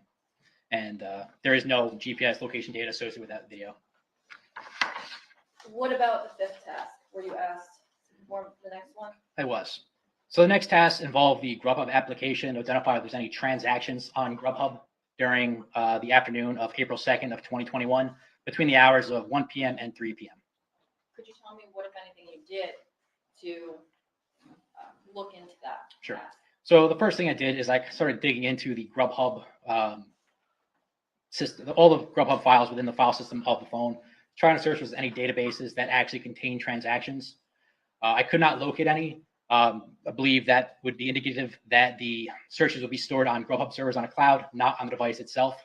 However, there was activity to indicate that Grubhub was utilized on this device, during that time. So what we started to do is look at the application usage logs on that phone. And I can see that the Grubhub application was utilized for approximately 12 minutes and 27 seconds between 1 p.m. and 2 p.m. And that Grubhub was utilized for approximately 2 minutes and 39 seconds between 2 p.m. and 3 p.m. In addition to the application usage logs, there were also text message artifacts that would be associated with Grubhub. For instance, there was a received message on April 2nd, 2021 at 1:54:04 p.m.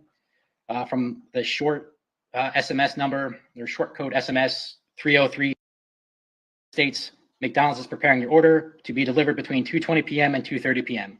Track your food online or with the Grubhub app, grubhub.app.link/SMS. There's another message after that says your order is on the way and will arrive between 2:20 p.m. and 2:30. That was sent on, or that was received on April 2nd, 2021 at 2:14:34 p.m. And the third message was your Grubhub driver will arrive with your order soon. To keep everyone safe, please wear a mask. This was received on April 2nd, 2021 at 2:16:34 p.m. Did you render an opinion with regard to that fifth task? I did. Based off the Grubhub app being utilized and the device receiving text messages from Grubhub in regards to an order being placed, it's my opinion that the device was utilized to place an order through Grubhub, specifically to McDonald's as referenced in the text message. And what was the time frame? Were you able to determine a time frame? Of when it was utilized? Yes. Yeah, it was going to be primarily utilized between the hours of 1 p.m. and 2 p.m. and the hours of 2 p.m. and 3 p.m. for approximately 2 minutes. So overall, the app was utilized for roughly 15 minutes between 1 and 3 p.m. With regard to the sixth task, what were you asked to do? Sure. Before we reference the text message to Marcy Brogna, let me read the task. Please identify a screenshot of a Pizza Hut menu that was sent from Christopher Gregor's iPhone on April 2nd, 2021 at 12:23 p.m. That was sent to the number 2.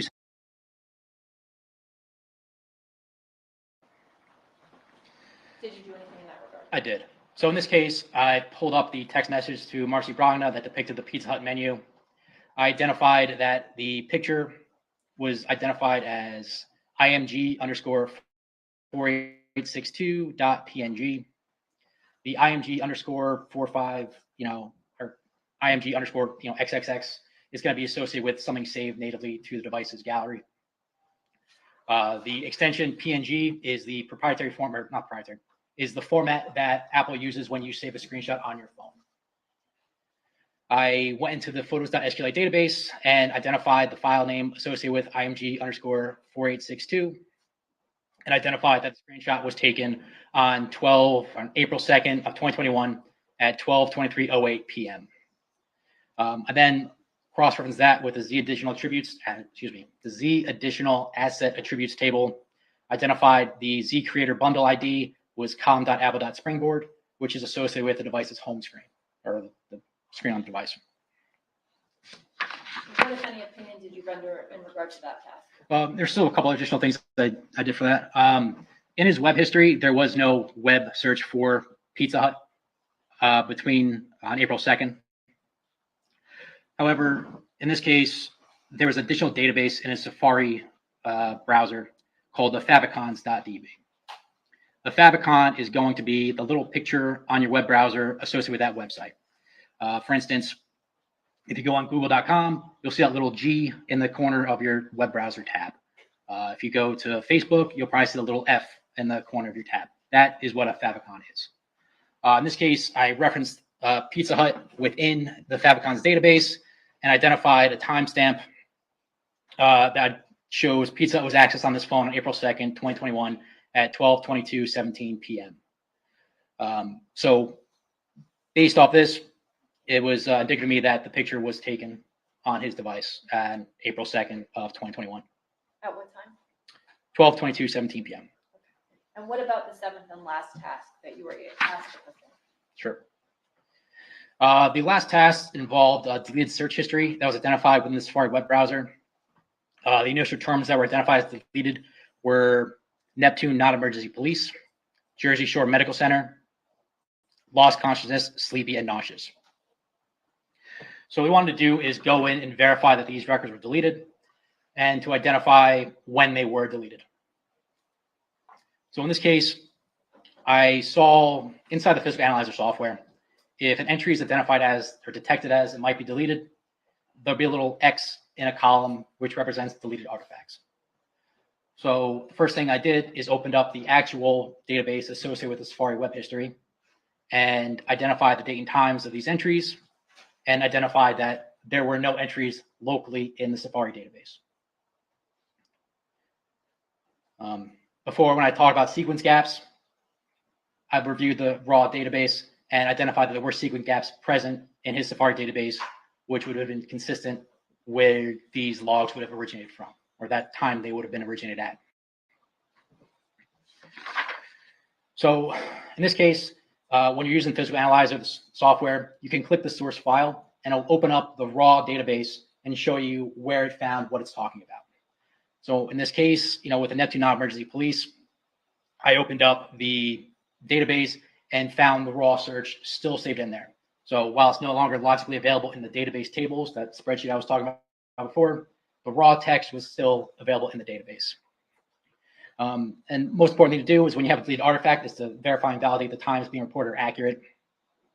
I identified for the Neptune Police, or excuse me, the Jersey Shore Medical Center, Google search, I identified the time offset. In this case, the time isn't stored in plain text that me or you look at on a daily basis. The format that this time is stored as, or I guess encoded as, is called double precision floating point format.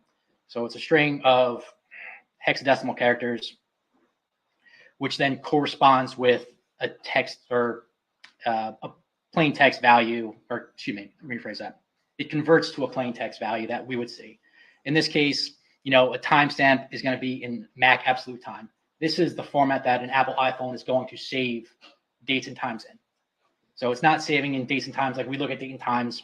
For this specific entry, the date entry was identified as 639017345.49637496471. This is going to be the number of seconds or milliseconds since January 1st, 2001 UTC, which would be 0000. For us, if we were looking at that time, it would depict January or December 31st, 2000 at 7 p.m. if we were to look at it in our time zone. So what I did is I converted that and verified that the time value was equal to what it was being reported as. So I could see that the search for Jersey Shore Medical Center was conducted on April 1st, 2021 at 20:49:05 p.m. I repeated that process for the other searches, such as the Neptune Non-Emergency Police. So I can tell that search was conducted on April 1st, 2021 at 20:43:36 p.m. And I repeated the same process for lost consciousness, sleep, and nauseous, and could tell that search was conducted on April 2nd at 3:08:37 p.m. While these searches were deleted, I don't really have an accurate way to tell you when these were deleted. There's no way that I know of currently to state this was definitively deleted at this date and time. Would it be true that you have to delete a search after you perform it? The searches were deleted after they were conducted. Okay. So with regard to task 7, your opinion would be that the lost consciousness, sleepy, and nauseous was deleted after it was performed? That's correct.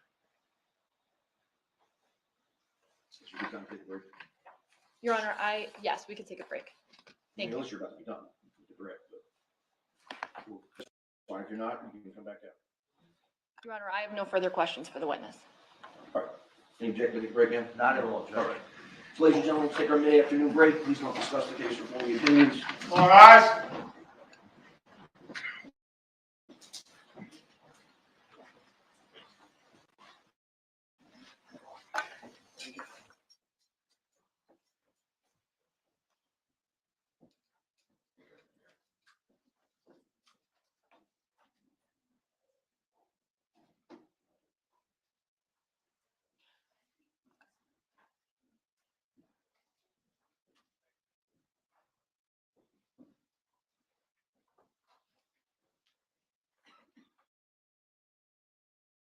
Conduct after the child's death.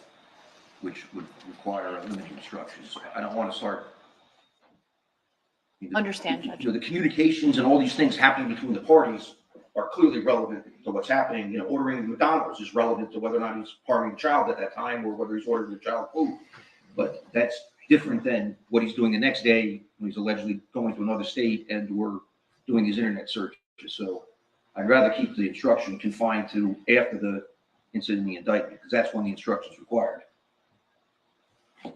Let's work on a deletion instruction.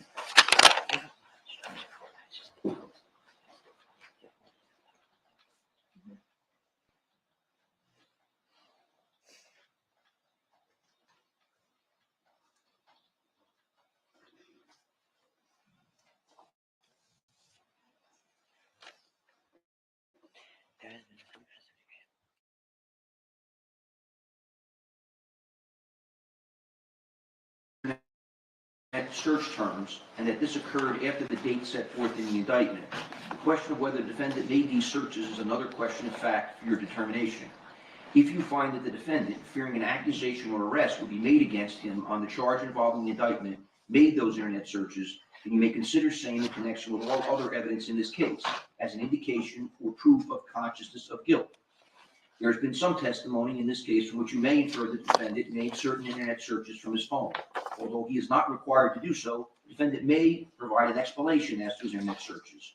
If you find that the internet searches are not helpful to you in this case, or if you find any explanation by the defendant is credible, you should not draw any inference of the defendant's consciousness of guilt from these internet searches.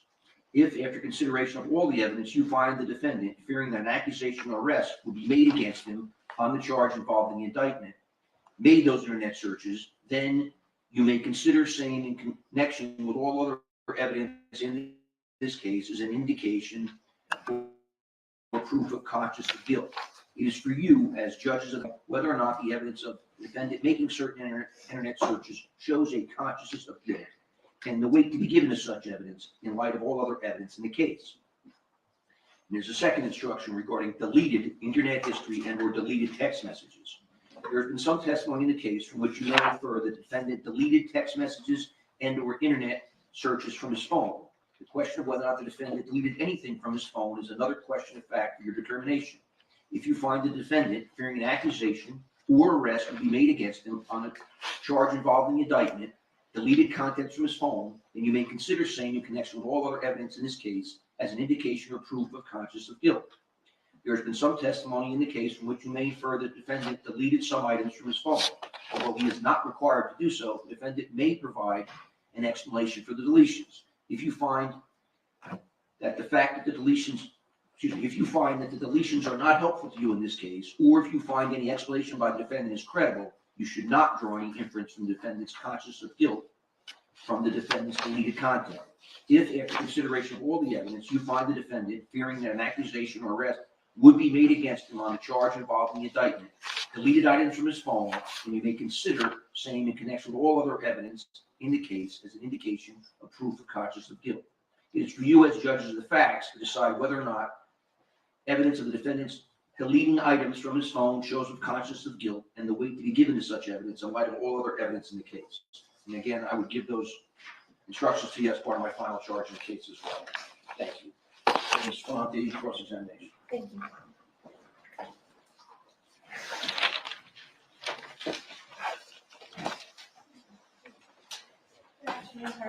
Good afternoon. Going back to when you looked at the hospital video. Yes.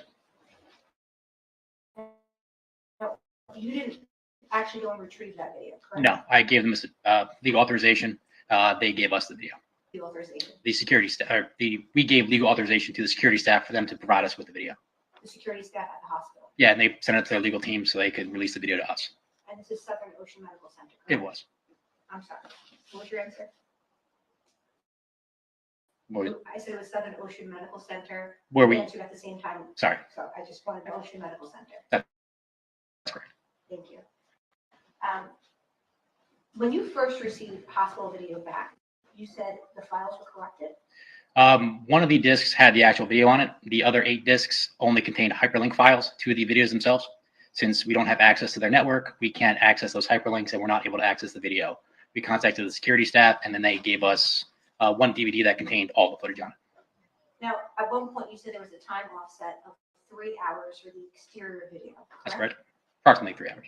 Approximately 3 hours. I think you said actually 3 hours and 3 minutes. 3 minutes. Now, that's for the exterior video facing the drive when you pull up to the front of the hospital. That's correct. Were you aware that there was a video or camera at the opposing side of the front of the hospital where the ambulance enters? I was. Did you seek that from the hospital? We gave them the legal authorization and they gave us what they deemed relevant of the investigation, or what they decided to give us is what they gave us. Well, just to be clear, right, the hospital is not investigating what occurred No. when it comes to Corey Michillo. That's correct. So when you got back the video and didn't see anything from the ambulance entrance, you didn't follow back up? We give the video to the case officers. If they wanted more footage, they would request us to pull more footage or request for more footage. Okay, the case officers that get the video, they are the ones that review the video? Primarily. Is it fair to say that after the case officers review the video, they come back to you and give you the highlights? In some instances, if it's necessary. Are there instances where you wouldn't get the highlights? What the case officers do with the video, like we fulfill their request. They request the video, we give them the video. If I don't know what they, most of the time I don't know what they do with the video. There's no, criminal proceedings that go along with the case. Said we get, we give, and they review. And again, we review the video to an extent that we make sure what we got is accurate in the sense that it covers the proper time frame. Make sure we, got the right data video. Make sure the video plays back. Most of the time when you export video, it might have a proprietary player that the case officers might have issues playing back with. We always make sure that the footage is in a working capacity before providing it to them. So when you determined there was a 3-hour and 3-minute offset for the exterior video, did you ever advise the hospital of that? I did not. Now, you also mentioned you have certification in Axiom by Magnet. Yes, Now, Axiom is an alternative provider to cell phone extractions, correct? it is. You chose to use Celebrate. I did. Did you validate your findings with Axiom? Why would I validate with Axiom? Isn't it protocol to validate your findings from any particular cell phone extraction provider you use with a sex? If I validate those results, I can review the actual database and found the database to be consistent. Now, so you just didn't use the second provider? I did not use the second software. No, I'm more proficient with the Celebrate software. I appreciate the clarification.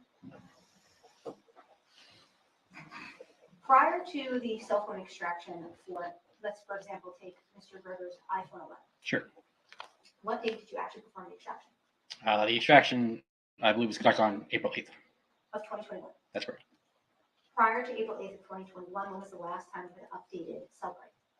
Well, I didn't do the extraction with Celebrate. I did the extraction with Gregor. Gregor automatically updates. What about Celebrate? Did you update that? We usually use one of the most recent versions of Celebrate. And after April 8th of 2021, when was the next time you updated it? When was the last time we updated it? I couldn't recall. Usually an update comes out, it ebbs and flows. Sometimes an update might come out every month. Sometimes an update might come out every 2 months. Usually we'll wait a week or two before you update. Sometimes there might be a bug in the software. If there's an issue, people will report that, and then they'll usually release a hot fix, and that issue might be rectified, and we'll move forward and use that version. Now, have you ever been in a situation where you've used Celebrate to do the extraction, gotten an update, and gotten more information or data from what you were extracting? So only in terms that new capabilities would exist to do an additional extraction that wasn't previously available. Can you explain? Sure. So we did the full file system extraction of Miss Michelot's cell phone. That is the highest tier extraction possible to do for that cell phone. If we were to redo that extraction, we'd actually probably get less data because, again, sometimes system files or internet history might automatically purge after 30 days. So usually the first time you do it, if you can do the highest tier extraction possible, will be your best outcome. Now, in terms of Ms. Michiolo's cell phone, you receive that on April 23rd, 2021? Miss Mitchell's cell phone? Yes, No, it came in April 3rd. came on April 3rd. Now, is that the only cell phone your office received from Ms. Michiola's household? I believe it was. And when you did the extraction for that cell phone, Ms. Michiola's cell phone, did you check to see if any of the data was corrected? First, I didn't do the extraction. Detective Nathan did the extraction. The extraction opened up fine without any issues. Did not appear to have any issues. When the extraction completes within the Cellbrite software, it'll say file system extraction completed successfully. Did you check to see if any of the information or data on the cell phone had been compromised, is what I'm asking? In what capacity? In the capacity of, is it not true that you can create fake text messages? Certain applications and third-party apps, you could make, I guess, send out a fake text if you want to, like a spoofing application. Anything like that, yes. Yes, possible. Now,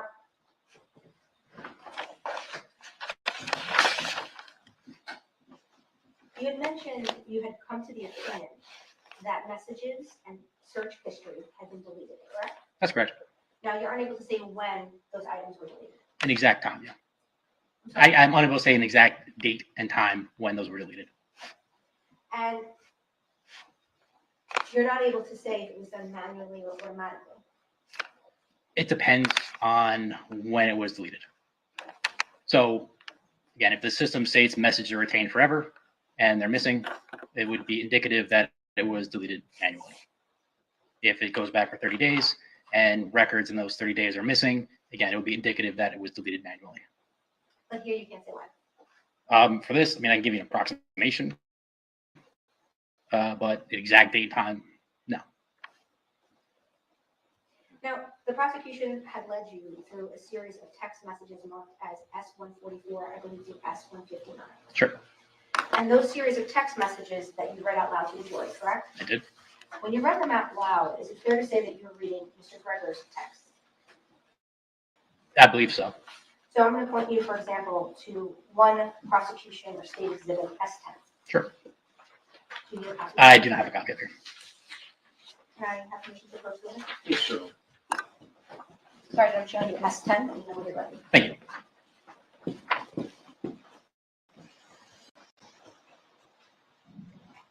Yes. So S10, you actually read Mr. Gregor's response, correct? Well, Let it's me not, withdraw. Are you Sure. correct? You were asked what the text message was that Mr. Gregor sent, and you read it. I did. Prior to that text message, though, on that same page is a message from Brianna Michila. That's after. It was sent after.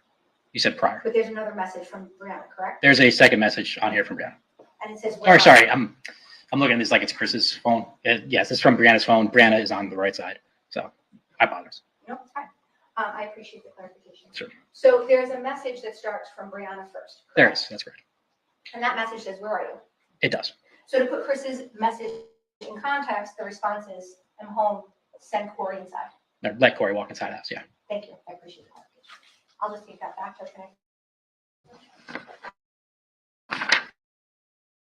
Would you like me to approach or did you want me to ask? You don't have to ask, you can give it first. Now, in terms of the messages, S44 through approximately S159, I'm going to correct myself, S144 through Sure. approximately 159, those are all coming from Mr. Gregor, correct? I'd have to see it again, but I believe that was the ones that were all sent from his phone. Yes. Yes. And each individual text message was marked as a separate exhibit. That's correct. But fair to say there's a conversation happening with the other side. There is. Now, depending on who the other side is, sometimes it was, you say it was Marcy, was it? Marcy Brogna. And sometimes it was Laura, There's Laura. right? But there's conversations and text messages going back and forth, correct? Yes, that's correct. The state, for your testimony, highlighted Mr. Gregor's responses. That's correct. Now, you noted at some point that Mr. Gregor's cell phone went into airplane mode. It did. What was the date of that? Sure. Let me just pull up the chart. Thank you.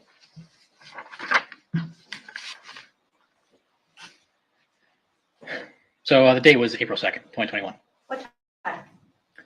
The first time it went to airplane mode was, sorry, I'm just trying to do the conversions from UTC to Eastern, 6:09:51 p.m. And at 6:02 p.m. that same day, you received a message from Ms. Gio. Yeah, he took the phone out of airplane mode at 6:09:54. You took it out of That's correct. And then it was put back in a little bit later. And at 6:02, we received a message from Ms. Mugiola. That's correct.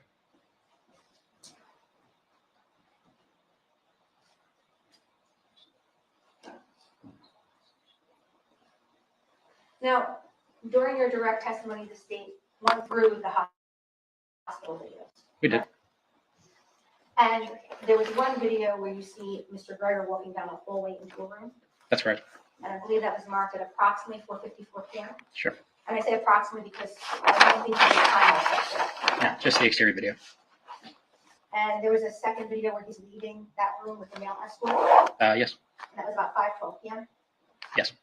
And the exterior entrance is marked at 8:23 p.m. Yes, correct? that's correct. But that is again a 3-hour and 3-minute offset. So it would have been about 5:20 p.m. Thank you.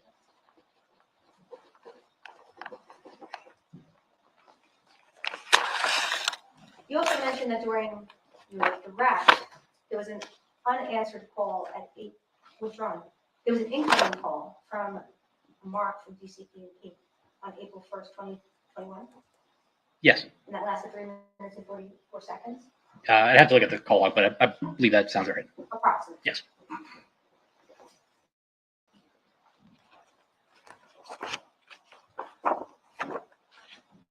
Do you have a moment? Sure. Thank you.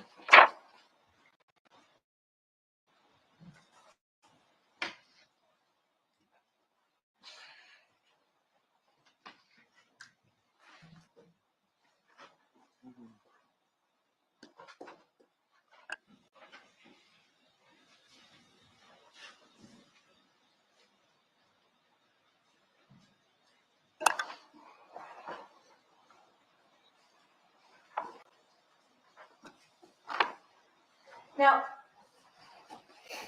when the cell phone extraction was performed, the way you view it, I'm going to describe it as a dialog box with different tabs. It could be described that way.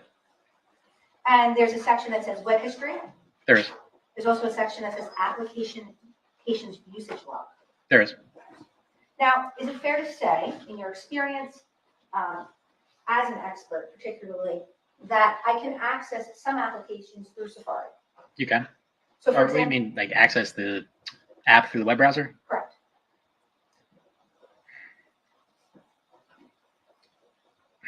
I mean, I would describe it like this. If I was to go on Facebook, just use Facebook for an example, for illustrative purposes. If I was to go on Facebook.com and access Facebook through my web browser on my phone, I could use Facebook with the web browser, or I could open up the Facebook application on the phone. For instance, if I wanted to chat with somebody and using Facebook on a Safari web browser on the iPhone, you'd probably have to go to like a desktop view in order to use the web browser. If you try to use the message, it'll probably ask you to open up the Facebook Messenger application. So in that sense, sometimes the website would trigger you to open up the application. Well, when you receive the results, and I phrase it like that because sometimes you didn't always pull the extraction yourself, correct? That's correct. So when you receive the results and you look at it and you're asked to analyze it, did you do a side-by-side comparison of the different items? In regards to, So you received the results from Brianna Machiola's phone. Mhm. That was on one report. that's correct. And then you had the results from, say, Mr. Gregor's iPhone 11 on a different report. That's correct. Did you do a side-by-side comparison of those two? Only for text messages. And at one point, the state actually asked you to focus, I believe, on 7 different items they call tasks. Sure, And that became your focus. it was. And you made sure to answer comprehensively those specific 7 questions. That's correct. Now, when you did the favicons that you talked about, am I saying it right? That's it. That was for Pizza Hut. That's correct. Did you see any of the favicons for other searches that you couldn't quite find? I did. You didn't look at those. I saw what they were. I can tell you where you came from before you went to Pizza Hut. Were you asked to dig into that? By the state? They were curious of what deleted history was. Now, I'm going to ask that you take a look at what I've marked as defense exhibit 14 and 15 for identification. Can I- Oh, I apologize. From your button. Let me just take a look.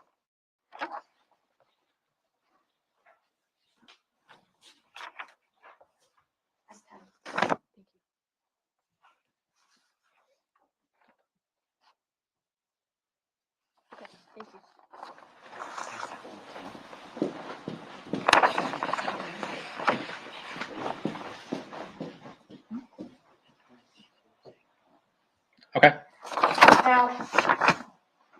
her screenshots essentially of part of the results from the application's usage log and the web history. That's correct. Now, looking at the web history first, April 2nd, 2021. Very top line, 3:49:50 a.m. Sure. Looks like someone accessed Gmail. No. So inside the Cyber Physical Analyzer software, right here, you have a little drop-down arrow. The emails are also in there as well. So these would be emails on his phone, not associated with the Safari web browser. Now, looking then at the next exhibit that you're holding for application usage log. Top line, April 2nd, 2021, 3:49:54 a.m. That's about a 4-second difference, correct? Where at? The top line, 34954. Yes. Yeah.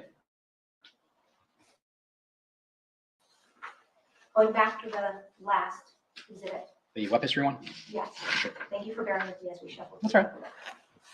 April 2nd, second line down from the top, 2021, 12:36:20. Yes. It's again marked as Gmail as the title. That's correct. Going back to that second exhibit you're holding, 15. April 2nd, 2021, second line down, 12:36:14 p.m., correct? Yep. And again, we're comparing the Gmail or the application's history log with the web history log, correct? That's correct. I'll take those unless you do. Yeah, we can take them.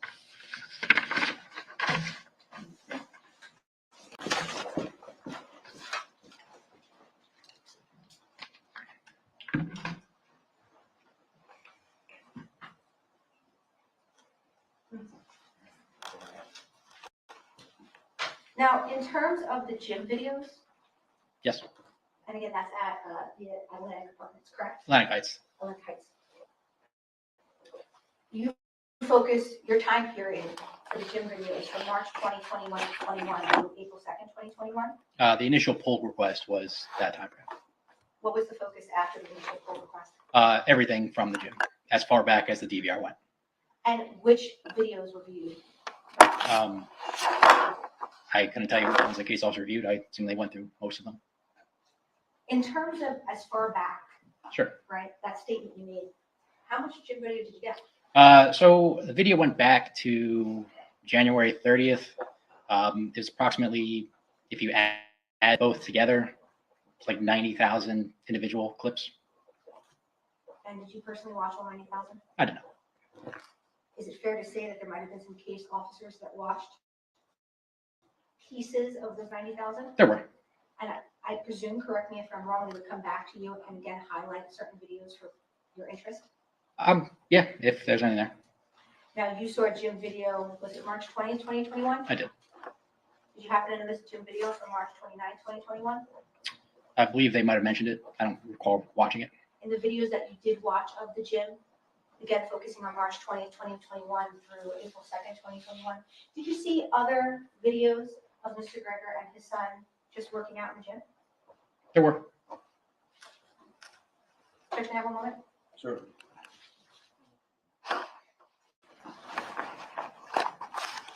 Last question. How many videos did you see of Mr. Gregor and son just working out in the gym? Without issue?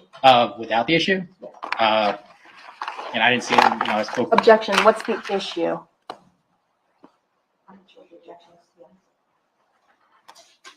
The issue being an allegation of some wrongdoing on March 20th and not on other occasions. Is that what you mean by that? Yes. Permissible. Overruled. Good answer. Sure. Did you need to repeat the question, or you You said how many instances did I view personally of them working out without issue? in that time period? In the time frame from like January 30th up until April 2nd? I think there might have been somewhere between 8 to 10 instances of them, at least. Thank you. And can I just elaborate on one other thing too with your web history, just to make sure it's clear for everybody else I involved? would ask to leave that for redirected. Sure. Ask you questions. Very good. What do you want to elaborate on? Can I just see the web history or the quote web history in the Safari browser?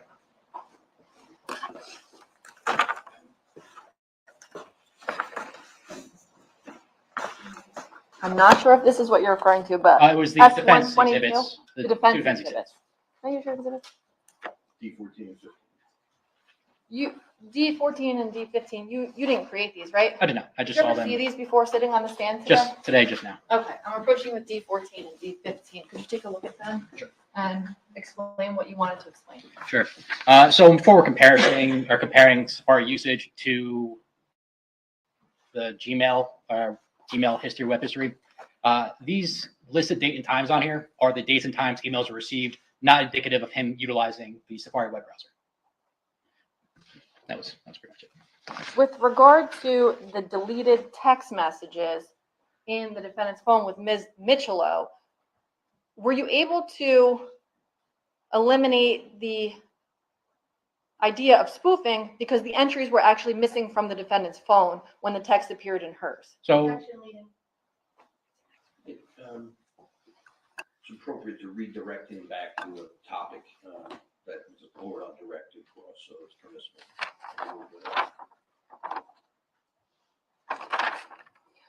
Were entries actually missing from the defendant's cell phone? yeah, so it's elaborated from both points, right? The texts in this case were from the MMS SMS.db. This is the native messaging application for an Android device. It was not from a third-party application. Her phone was not rooted. She did not have master access to really go back and modify that database in any way to spoof messages. In regards to the messages on Mr. Gregor's phone, they were just completely missing. And again, sequence gaps within the SMS database were consistent with messages that were sent from Ms. Michelow's phone. Okay, and on cross, you had been asked a question about whether you could tell when a text message is deleted, and I think you said you could approximate it. Again, depending on when the search was conducted or the type of search or type of deletion was done, obviously the deletion has to happen after the last message was received, or else, it wouldn't be there. Can I say when a text was deleted, or, hey, maybe text came in from Brandon and got deleted today, and then more text came, let me phrase that again. Say Brandon sent Mr. Gregor 10 text messages on May 1st. Mr. Gregor could have deleted them on May 1st. Then Ms. Michelow sent Mr. Gregor 10 more text messages on May 2nd. He could have deleted them on May 2nd. All I can tell you is that deletions happened after the device occurred. In regards to deleting stuff within Safari browser, Mr. Gregor's phone was missing. I could tell you the exact date and times of when searches were missing. So if we look at the sequence gap on Mr. Gregor's phone, in this case, it goes from 44134, then it goes to 44359, 44360, 361, 362, obviously with the 4 4s in front of it. So we can see there's a sequence gap of approximately 225 missing text messages, 225 missing entries in his web history. In the Safari browser, you have 5 different ways you can delete text messages. 5 different ways you can delete your search history. You can either A, individually delete entries piece by piece. B, you can delete your history by the last hour. C, you can delete history by today. D, you can delete history by today and yesterday. And E, you can delete everything. In this case, I would approximate, since the first entry on here at 44134 is on April 1st, 2021 at 2:58:16 a.m. Again, we need to realize that time is in UTC, not Eastern Daylight Time. So that entry would actually refer to a time on March 31st, 2021. The first entry, that 44359, the date and time of that is April 2nd at 9:14:44 p.m. I know the last Conscious and Sleepy was one of the last searches that was conducted. Again, I can't give you an exact time when it's conducted, but at some point after 3:08 p.m. Eastern Daylight Time, but before 5:14:44 p.m. Eastern Daylight Time, it more than likely occurred that Mr. Gregor hit the delete today and yesterday search, as there's no message on April 2nd prior to that, and then there would be obviously no recent saved searches from April 1st. I have nothing else. Thank you. Any reproach? Just briefly, Judge.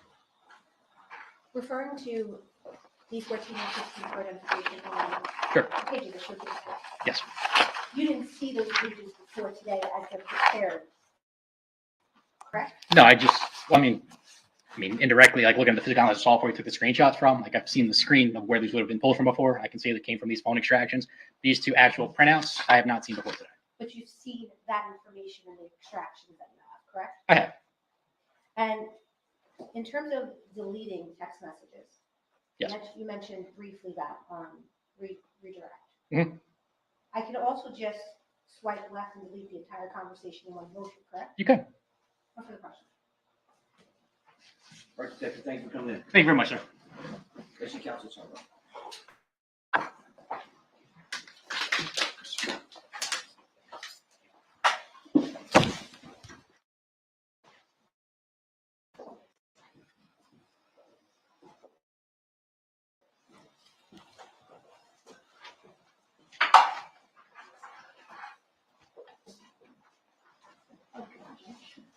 Members of the jury, thank you so much for your attention today. We're going to recess till tomorrow. I discussed with the attorneys the schedule. I think you can arrive about 9:45.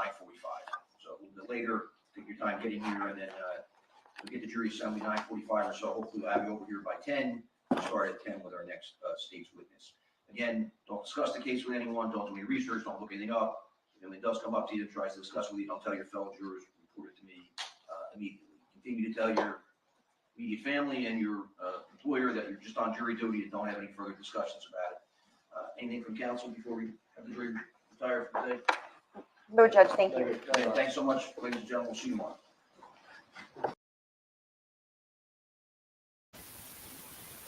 Thanks for watching day 4 with me. Tomorrow we're doing day 5 and 6. And it's going to be at 10:30 Eastern because I have to work during the day tomorrow. I usually work at night.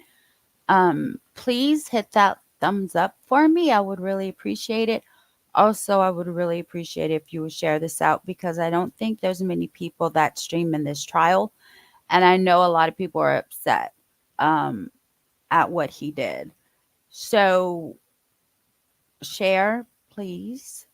If you haven't subscribed, please subscribe. And I will see you guys tomorrow night. I hope you have a wonderful rest of your day. Bye.